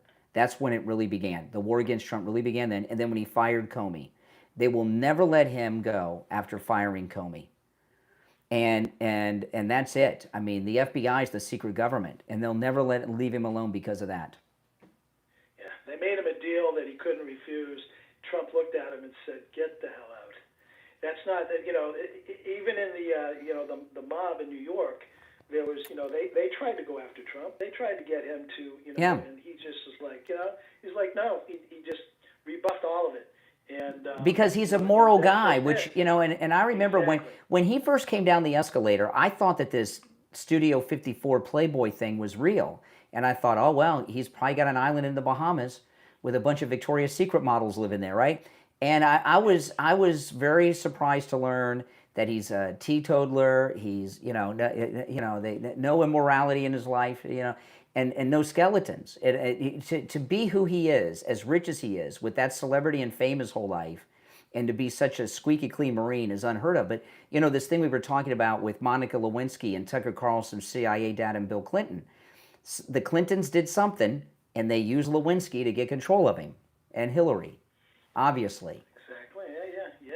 Yeah. No, it is a, there's just so much intrigue and shadows and so forth in our government. I'm not going to, it used to be depressing for me because I would see things and be like, why can nobody else see this? And I'm going back to, back when I managed money. I saw what they were doing with regard to the world economy. I mean, I traded stocks in Asia. I traded stocks all over the world. And I saw what they were doing, and I was just, but my, I was a money manager, not a morality manager. Mm-hmm. I knew what was going to happen, and I couldn't believe that it was going on, and they're going to have to learn to code stuff. I just, these people, they didn't care about the American people. They cared, like the Democrats and the communists do now. They care more about the world than our own. We've got to be that shining light. Well, I give you an example of something that shows you the deep state of the world. Okay, a couple weeks ago with the Fauci hearings, you don't hear me talking about that too much because, well, I like to talk about things that are in the news today, not things, and back then. But there's one thing about the entire Fauci era that I find fascinating, and I haven't heard anybody do an exploration into this. All the people that died around the world, not one famous leading politician did. And they're all old people, like the Pelosi's. I'm not talking about like Herman Cain. He was not an elected official. How did we go through that entire period and worldwide when most of Italy died, in these things, not one senior office holder died in the world. The one that came the closest was Trump when Amy Coney Barrett gave him the COVID. And I've always been kind of curious how that happened. right? With all the, I mean, my air conditioning guy died, you know, from it. You know what I mean? They put in an air conditioning for me years ago. We all know people, right? You sort, but no in-power politician worldwide. Those are the kind of things I look. That's deep state at work. To me, yeah, I got to agree with that 1,000%. I look at, I mean, listen, I don't talk too much about, well, let's just say medicine. I've been studying medicine since my very first class in college was infectious immunity and infectious disease. Yeah. And I've been reading, you know, the medical research and journals. My sister was in the medical in Boston at Harvard. You know, the Harvard International Office is like that's part of the J1 visa scam. I mean, they also do well. You know, anyway, I know It's all a racket. It's all a racket. Well, listen, I'm going to write now. I want to say, okay, I mentioned this earlier in the show. I want to mention it again. You know, you may have noticed I'm talking longer to the callers than he might be used to me talking to, right? When I'm doing the radio show during the week, I am under a time clock like no one's business, okay? I got to take a break at 13 after, 27 after, and 43 after, and then at the top of the hour. And I've got a commercial schedule with call-in. You know, I have commercials here too. This is sponsored, and of course, but I'm not on the. I'm not. You know, I'm on a whole bunch of radio stations, so I have to stay on clock for the multiple radio stations because different recorded commercials play on different radio stations. So what you guys can, and I don't hold callers through breaks because I think that is anticlimactic, you know. So I very rarely do I do that. So I'm just not under the time clock crunch that I am during the week on the radio show. So whenever you hear me in the afternoons doing the program or on the weekends here, I'm always more, you know. I'm not. More time. In other words, you know, listen, you're not being Brian. You're not being rude on your. You've got a schedule to keep. You're not being rude. Exactly. You just got to move the show along. I got to move the show along really fast. Yeah, exactly. Yeah. You know how exhausted I am when I get off the air at 9 o'clock? Oh my goodness. Oh my goodness. Imagine the brain. To me, sometimes my brain hurts after one of your shows from so much stuff going on. Anyway, listen. Have a great weekend. Yep. And enjoy. All right. Enjoy. I hope your lawn doesn't burst into flames. Oh my goodness, me too. All right, you take care. You take care. All right, now listen, I am going to take a break though. If you're on hold, stand by. If you'd like to call in, please do. The number's toll free 888-465-2631. 888-465-2631. We'll be right back. On the line, we have Steve. He is a listener, a client of Jupiter Joe Thomas. Took my advice. He went to see Joe Thomas, took advantage of that no-charge consultation. Steve, welcome to the program. Thank you, Brian. So tell me about your experience with Jupiter Joe Thomas and annuities. Matter of fact, 3 years ago to the day, my mom passed away. And it's when I found out that my mom and dad left me, my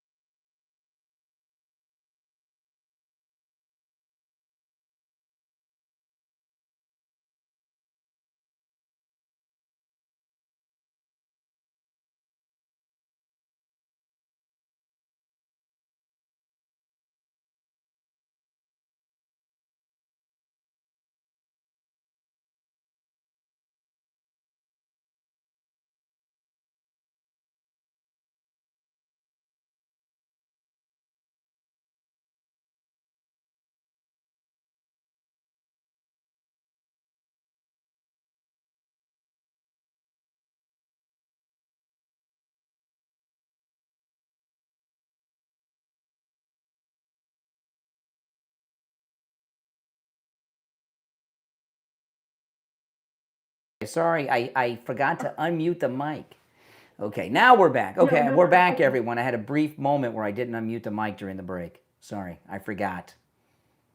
You know, it's a funny thing. I do that during the week sometimes, and when I'm on the radio, oh boy, my phone blows up. Unmute the mic. Unmute the mic. No, you know, I just wanted to ask you a quick question. Yeah, sure. I was just seeing a correlation, and I really I value your opinion. Oh. But I think it's kind of interesting how these individuals who were at one point in time like supposed, you know, Trump, and then all of a sudden they want to start a new whatever party, like, and then also, but the DSA trying to take over the party. Don't you find that I mean, and it's happening at the same time.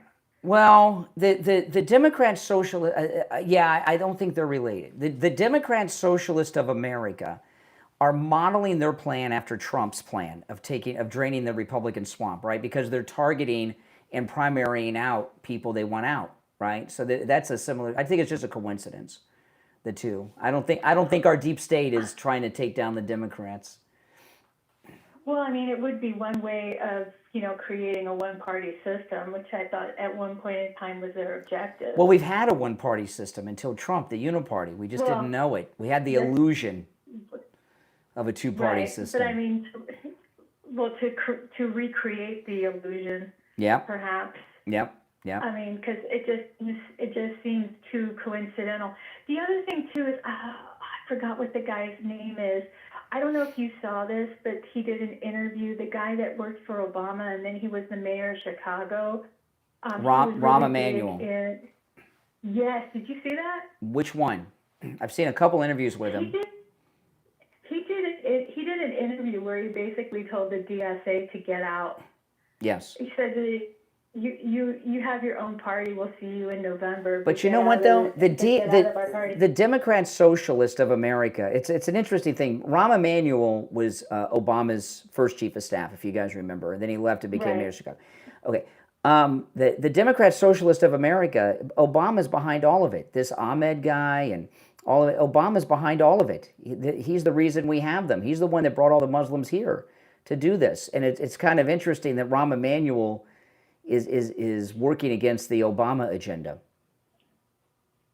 Yeah, I just found that really interesting. I mean, now all of a sudden you're seeing all these people like rise up and say. Well, Rahm Emanuel is Jewish and very pro Israel. He volunteered in the Israeli army during the Gulf War. You know, doing I think he did auto mechanic work. To change tires or something. You know, a lot of times, a lot of Jews volunteer to do things in the Israeli army to free people up in the army to fight or to do combat. You know, so he did that. So, you know, the anti-Semitism and the Muslims and everything else in the DSA probably have Rahm Emanuel upset. It seems like there's so many like interesting correlations. You know, the quote unquote two parties where they're like, I mean, you've got basically Jewish individuals would vote Democrat, but yet you've got the DSA who are anti-Israel, both within the same party, and then you've got the Republicans who, you know, all of this, you know, rhinos, and then all of these individuals who call themselves conservative Republicans who are trying to start another party because they're upset with Trump. It just seems, you know, too much of a coincidence. Well, Tucker was never with Trump. He was always anti-Trump. No, exactly, and I think the underlining component of the DSA always in that party. Yeah. I mean, so now it seems that like that pimple is, you know, being, you know, developed and is ready to pop in regards to both sides. But the DSA is, I mean, it's the Democrat Party umbrella. That I don't think that's big enough to have all of the the anti-Semitism and the pro-Israel. Well, with the Democrat socialist, I talked about this during the week a couple times this last week. I think they got a false impression to the popularity of Muslim socialism in this country because Mamdani became mayor. And a couple things. New York is one of the most liberal places in America. They're idiots there. And they had an incredibly low turnout, and he got elected on a fluke. But they read that as America's ready for Muslim socialists. Let's go. And they made their move. Mm-hmm. And obviously the country is not. Abdul's polling very low, according to CNN, the lowest of anyone in Michigan in this century. They were saying, did you hear any scuttlebutt about people are saying that the Democrats ended up taking the election from the DSA in Wisconsin candidate for governor? That's probably what happened. Yeah, that's probably what happened. You know, and there's the guy Kornacki on MS Now, when they had those 5 thumb drives, and then they had a ballot dump, and you see him speechless there, and many people believe, and I believe this is true, that he saw that ballot dump come in, he realized what had happened, and he didn't know how to spin it because he was live on the air, and you know, I just remember, it's a lot of similarities to on 2020, to be completely honest. And she's that girl's Hong is a CCP. I have no doubt in my mind she's CCP. No doubt. Oh, of course not. But the fact that they're able to actually just and take it whenever they want it is completely amazing. That's America, man. I mean, it's. Well, but you got to understand, they only are able to do that.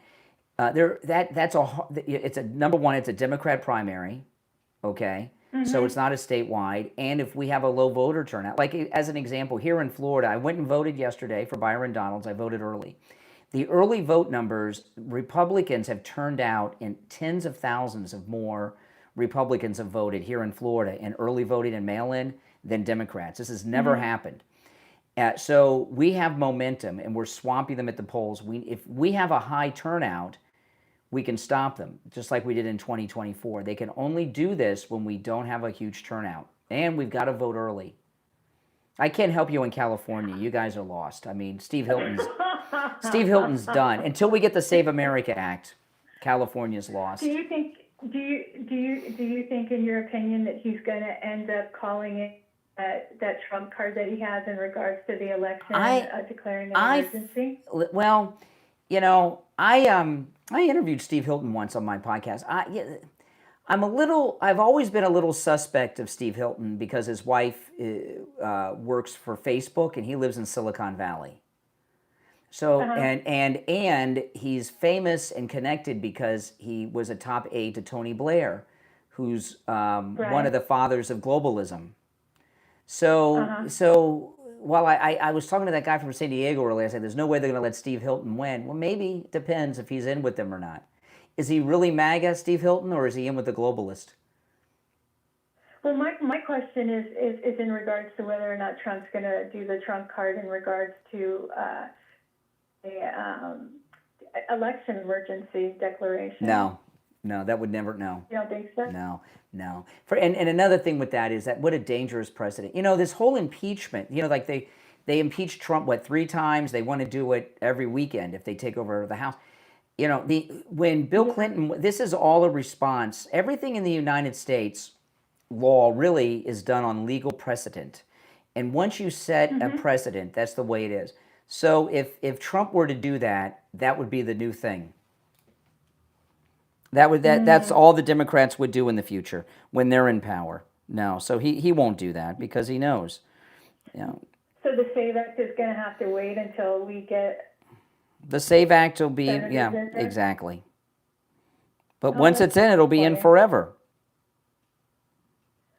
Well, yeah, but I mean, it kind of makes sense that, you know, to declare, you know, an emergency in regards to the election because of all the proof that we have that we, you know, people who are voting that shouldn't be voting, people are getting paid to vote, they're being told who to vote for. I mean, there's a lot of Well, if you there's a lot of guys have corruption. noticed, I don't, in the primaries, I don't do too much election coverage during the primaries, unless there's some high profile media cases. But I was talking about this earlier. Some people have called me on the air about the primaries. And if you notice, all of those callers, they all ask this, they want like a voter guide. Oh, where can I find a voter guide to tell me who to vote for and who not to vote for? And when I hear that, to me, that tells me I'm talking to a Democrat. Democrats are all into voting guides. That's a big Democrat thing. Republicans have never been in the voting guide. That's a Democrat thing. And they have black voting guides, they have gay voting guides, they have Democrat voting guide, union voting guide, all these voting guides. And they also have fake ones, right? I mean, it's just, there's a lot of, Democrats are accustomed to being told who to vote for. It's a mess. Well, God help us. That's right. We need the help. All right. Appreciate the call. All right. You take care. All right. Now, if you're on hold, stand by. If you'd like to call in, please do. The number is 888-465-2631. 888-465-2631. It's a toll-free call no matter where you're watching. And the number is toll-free and pinned in the live chat. All right. You're on the air. What's your name? Where are you calling from? Oh, Carly from Florida. Yeah, I voted yesterday for Byron Donalds. You're right. They matched the signature up. It took me 10 minutes to vote because where I live, it's not like Palm Beach County where I get to wait for anything. But yeah, you see the wonderful thing Trump did yesterday? I watch his rallies all the time. You think I've seen at least 1,000 of them. You see what he did to that lady? He went up to that lady in the audience. Who's lost her son? Yeah, her 12-year-old son was killed by the stray bullet. Yeah. And the secret, and the Secret Service, like, oh, what's he doing? They're following him everywhere. And, he does stuff like that spontaneously. He's done that before. And, they don't show that. Nobody showed that yesterday, not even Fox showed Really? I saw it all over the internet. on the internet, but they didn't really, Fox only goes to his rallies, like, when they feel like it. Really? News Nation, believe it or not, shows the whole thing entirely, and they're kind of a new thing. They're kind of half lib and half. I don't mind News Nation. News Nation's all right. Well, they have Como on there, so they have to be half libtard there. Well, Katie Pavlich is on News Nation. I like Katie Pavlich. Well, I think she could get a deal. They picked her because they're trying to, they're new. They're like Newsmax. They're trying to get both audience coming in. And maybe she couldn't cut a deal with Fox. She wanted her own I don't know. show, She so used to follow me on her. X, and she unfollowed me on X. I don't know why. I don't know what I did. Yeah, I know. Katie Pavlich. She's really good. Yeah. I'm surprised. I posted something she didn't like. Oh, in California, boy, so basically people live there, for weather. That's what it sounded like that one guy that called San Diego. It's a shame because they ruin a beautiful place, and it's been Democratic for I don't know how long. I mean, when the Save America Act is the law of the land, California will go Republican. That girl that calls all the time from California, she seems like such a nice lady too. Yeah, there's a lot of there are more Republicans in California than in Florida. Wow. We don't have one county or something that rules over the other. There's 67 counties, and there's 4 or 5 that are Democratic. There's more than that, but the big counties are the Orlando area, Orange County, which is where Orlando, Disney World is. Democratic. And of course, what they're trying to do, and of course Broward is. Broward's the worst, the most corrupt. It's the worst machine in the country. Yeah, and I like I said, I'm on the West Coast, so yeah. I would say it's pretty red over here. No matter what county you go to. Florida really is a red. lot bigger than people realize. People don't realize how big Florida is. It is. Oh, it is. Yeah. And it's all the people, all the dingbats that call you up all the time. Like that guy he's so stupid. The guy from Which Texas, one? Doc. Oh, Doc from Texas. Yes. He's so dumb. It's almost insulting him. It's almost like I feel like I'm losing brain cells when he calls, and I'm sure everybody else though thinks that too. He's so dumb. It can feel that way. Makes no sense. Yeah. Huh? It can feel that way for me too. Absolutely. It's so silly. It's like, why does he call? He should listen to him repeat himself and it's like, oh man, I did something dumb. But I'm thinking, Well, no, what happened with, I'll tell you about Doc, okay? Doc used to be a pretty good caller. He was always liberal, and he was coming around. And I told him, I said, you're on the verge of being red-pilled. And ever since I told him that, he's just lost his mind. He hasn't been the same well, a lot since. but then you have those dopes like Renee from Harlem. What an idiot that guy is. Renee from Harlem's just, You know, he's a mental patient. I think he's Renee from Bellevue in New York. He's a racist. He calls you a racist. He's a deep racist. And he's a mental patient. Reparations. Yeah, he's a mental patient. Mental patient. Yeah. It's funny because most of the young men, most of the people that call, I've been listening to you guys for at least 6 years, and most of the weirdos that call are all men. Yes. You don't have really weirdo women calling you. And Not very often. Unfortunately, you maybe should take a. It's weird because I listen to some of the young guys when the Epstein files was happening. Oh, they're obsessed. My husband and I laugh every time in the morning. How do you like a pedophile? And these guys sound like they're 21 years old. They're calling you. They just like to say pedophile. Weird. They like to say pedophile. It's you never hear a woman call up and say, hey, you know. Very rarely. I think Rarely. That's good. What's that saying? And I'll tell you, a lot of women listen and watch this program. A lot. And but the weirdos generally are men. Liberal men. Well, I do notice in most of the call, I know you'd like to lure them in, and then I'm thinking to myself, God, they're so stupid. Why is he giving him 10, 15 minutes and he sucks? And I've heard it, and I'm thinking, but the women don't get as long as calls. I will say, even if they're talking about BS, women. You think I'm sexist? No, I don't. It just seems to. A lot of things factor in to how long a caller is on. One, like I was talking about earlier. Oh, I know during the radio. If I'm up against like I could take a break here whenever I want. I have commercials I have to run, but I'm not on a schedule. That's one. Two. I know Richie's been around for 20 years, and you get more airtime. If I a lot of people. But look at Mike from Louisiana, or conservative Doug. They don't get that. I don't give them that much time. There's a lot of things that factor in. So nice. Yeah, but you can be a very nice person and be a show killer. A lot of it has to do with quality control, interest. There's all kinds of things.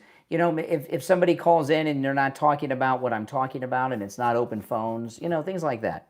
If they're not interesting, there's all kinds of things that factor in. What's funny is sometimes a lot of people think when Steve comes on, I will say, I mean, God bless him, he's been around forever, and he's started all this, but he is a buzzsaw. When he comes on, you see the comments like, "Why is Steve here? Why is Steve here? He's ruining it. He's ruining All right. everything." Yeah, I don't know. All right. Well, listen, I'm going to run, but I'm going to run. I appreciate the call, though. All right. Take care. Take care. See, she's getting annoyed. I kept her on for a long time, and she's getting annoyed. Now, if you're on hold, stand by. Okay. I wanted to share this. I played this at the very beginning of the show, but that was like a couple hours ago. There's certain things that are universally good. There are certain things that are 100% nonpartisan. But Trump derangement syndrome is so deep in the bones of people, they can't see straight. Listen to this. This is President Trump at his rally yesterday with the police. Oh, I just lost my mouse. Can you believe this? This happened to me the other day. My mouse disappeared on me, and I can't play it now. Hold on a second here. I might have to get a new mouse, because this is the second or third time this has happened to me in the last week. And I don't know why. Yep, my mouse has disappeared. Okay, I got it back. Okay. I just had to unplug it and plug it back in. Okay, so this is President Trump at his rally last night talking to the police. Listen. And last year there were over 3,100 fewer murders than the year before. Now think about that. I wrote these down earlier because this is huge. Okay, so there were 3,100 fewer murders last year because of his fight on his war against crime. Okay, who could be against that? There are things that are universally good, and this is one of them, okay? You know, and I don't care, you know, how liberal you are, you're against people being murdered, right? Well, there's 3,100 people in this country that were not murdered last year and are alive today because of President Trump. And last year there were over 3,100 fewer murders than the year before. I took a, remember this, and we allowed, through the stupid open borders policy, 25 million people to come into our country. Many of them are now gone, but 25 million people, that's the number, that's the real number, to come into our country. Many of them, the people I just said, drug dealers, prisoners from all over the world. They came in from the Congo, they came in from South America. They were in, and despite that, we have the best crime record in recorded history. 2,000, think of this, rapes, 10,000 fewer. We had 10,000 fewer rapes than the year before. 1 million fewer assaults. So listen to these crime stats. 3,100 people are alive and were not murdered because of President Trump's fight against crime, like sending the soldiers into D.C. and the other cities. Think about that. 10,000 women were not raped because of President Trump and his policies, whether it's his fight on crime or shutting down the border and the deportations. 10,000 women were not raped last year. 3,100 people not murdered, and 1 million assaults did not happen. We had 10,000 fewer rapes than the year before. 1 million fewer assaults, robberies, burglaries, thefts. The numbers, every single number, is the first time it's ever happened. Every single number is the lowest number in recorded history. Fewer murders, fewer rapes, fewer assaults and violent crimes than in the history of the country. And those of you that are liberal, okay, think about this now. Those of you that are liberal, how can you be against this? You know, this is one of those times where you could show, you're not some pod person suffering from Trump derangement syndrome. You commend President Trump for having 10,000 people not raped. You're happy that 3,100 people were not murdered, but you're so deep in your Trump derangement syndrome, you can't get yourself to do it. Now, if you'd like to support my show and support my content, support my channel, support my podcast and everything I do, become a Patreon supporter. You know, if you become a Patreon supporter, there's a link in the description of the video. You get access to a lot of exclusive content, including my Patreon-only live streams that are on the Patreon platform, where I talk about things I cannot talk about here or anywhere else, and that's a daily live stream. So check it out. The link is in the description of this episode to my Patreon page, and become a Patreon supporter.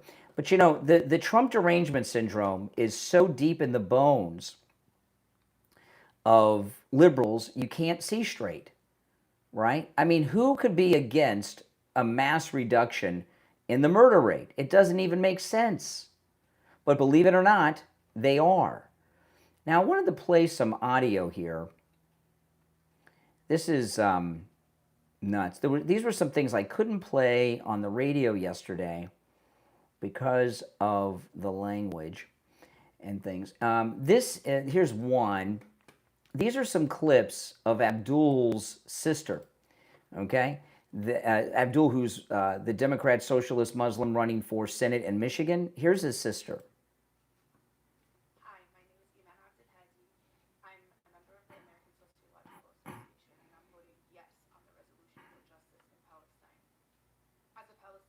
Okay, as a Palestinian, that's his sister. If she is a Palestinian, does that not mean that Abdul is a Palestinian? Right? I would say it does. Right? So are you into electing Palestinians? Here's another clip of her, and she's a college professor. This is Abdul's sister. That's where she works. She said, F the university. I couldn't play that one on the radio. I can play it here.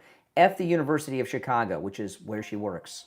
Fuck the University of Chicago. It's people. Like, you know, it's a colonial landlord. Like, why would I put any of my political energy into this space? And I kind of had a little bit of disdain for like people who spent a lot of time doing that.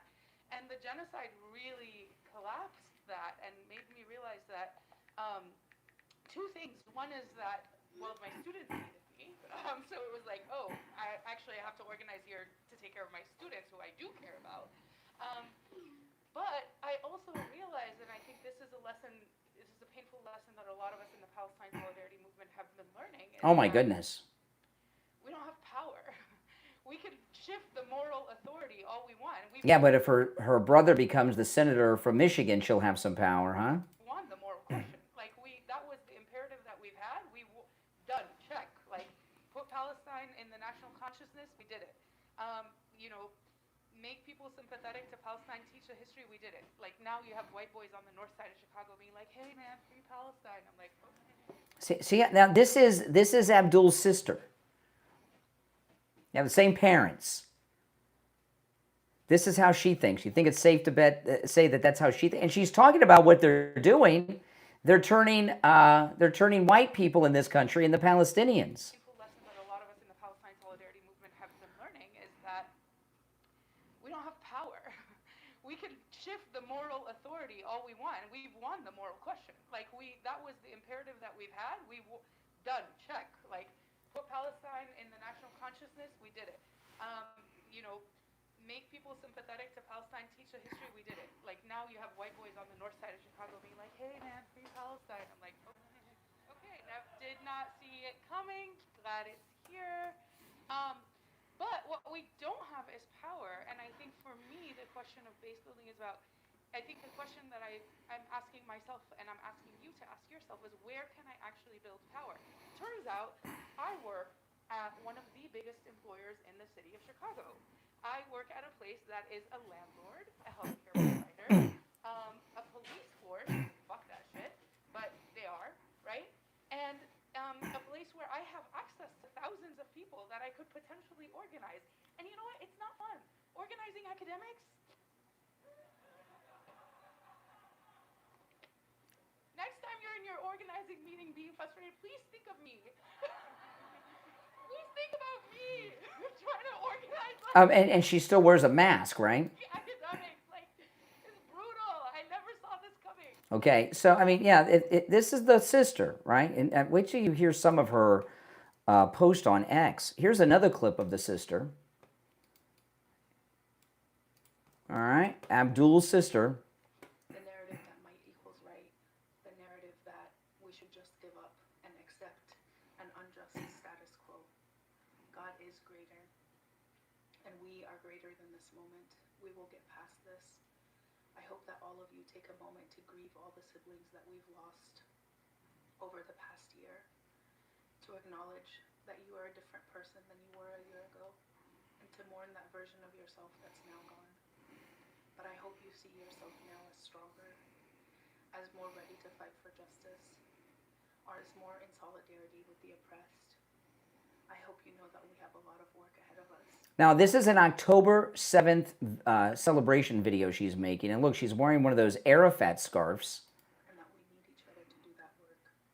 We have an imperative to not just imagine a better future, but to build one together.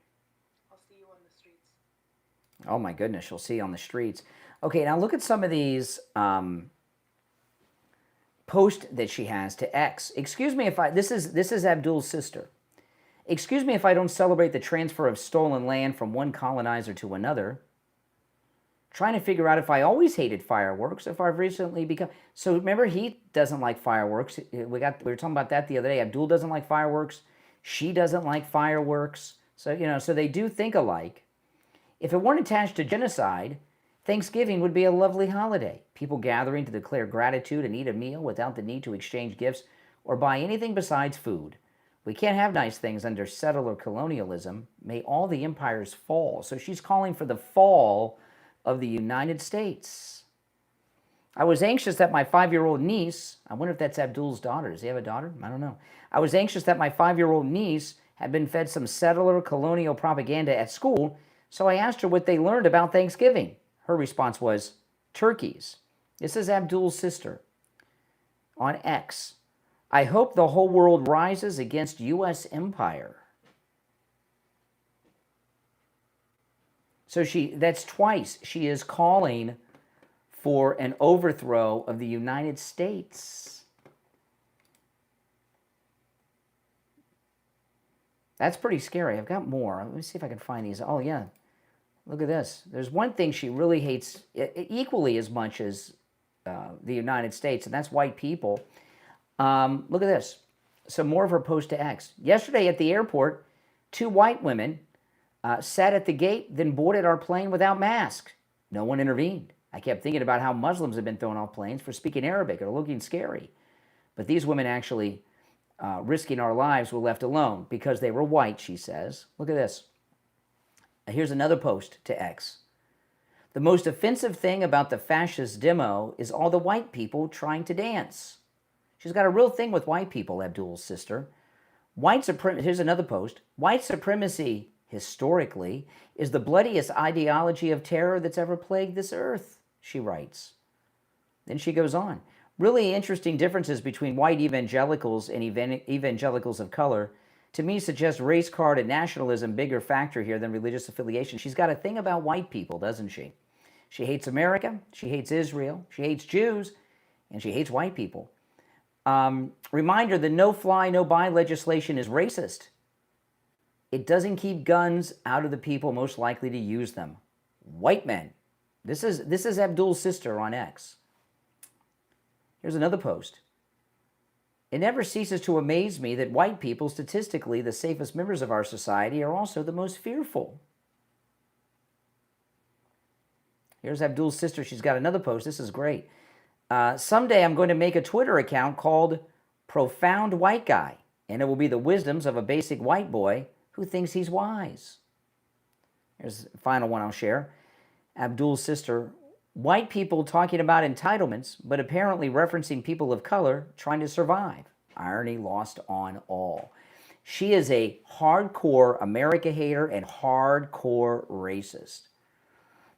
Is it possible that she is she's out of touch with Abdul, or is this the mindset of the entire family? I think it's most likely this is the mindset of the entire family. And, you know, it really goes to the associations of Abdul, right? It's not just Hassan Piker. His sister talks just like Hassan Piker. So you look at the associations of Abdul and his sister and his friend, Hassan Piker, they speak the same language, have the same hate, want to bring down the same countries and same people. I mean, this is what they have. And he's going to lose. Think about, as we get closer to the election, more and more is coming out about this guy, I promise you. Now, if you're new to my channel, to my program, make sure you subscribe. I am live every day of the week, weekdays and weekend mornings, and most afternoons. If I'm in the studio, I'm always taking live calls like you've heard me do on this program, okay? And if everyone could do me the favor of liking the video, I'd really appreciate that. When you guys like the video, you get the video recommended to people that have not yet found the channel. So please take a moment to like the video if you don't mind. And if you get that boost option, please do that too. My name is Brian Craig. This is where MAGA comes to talk. Thanks for joining. I will see you next time. Take care.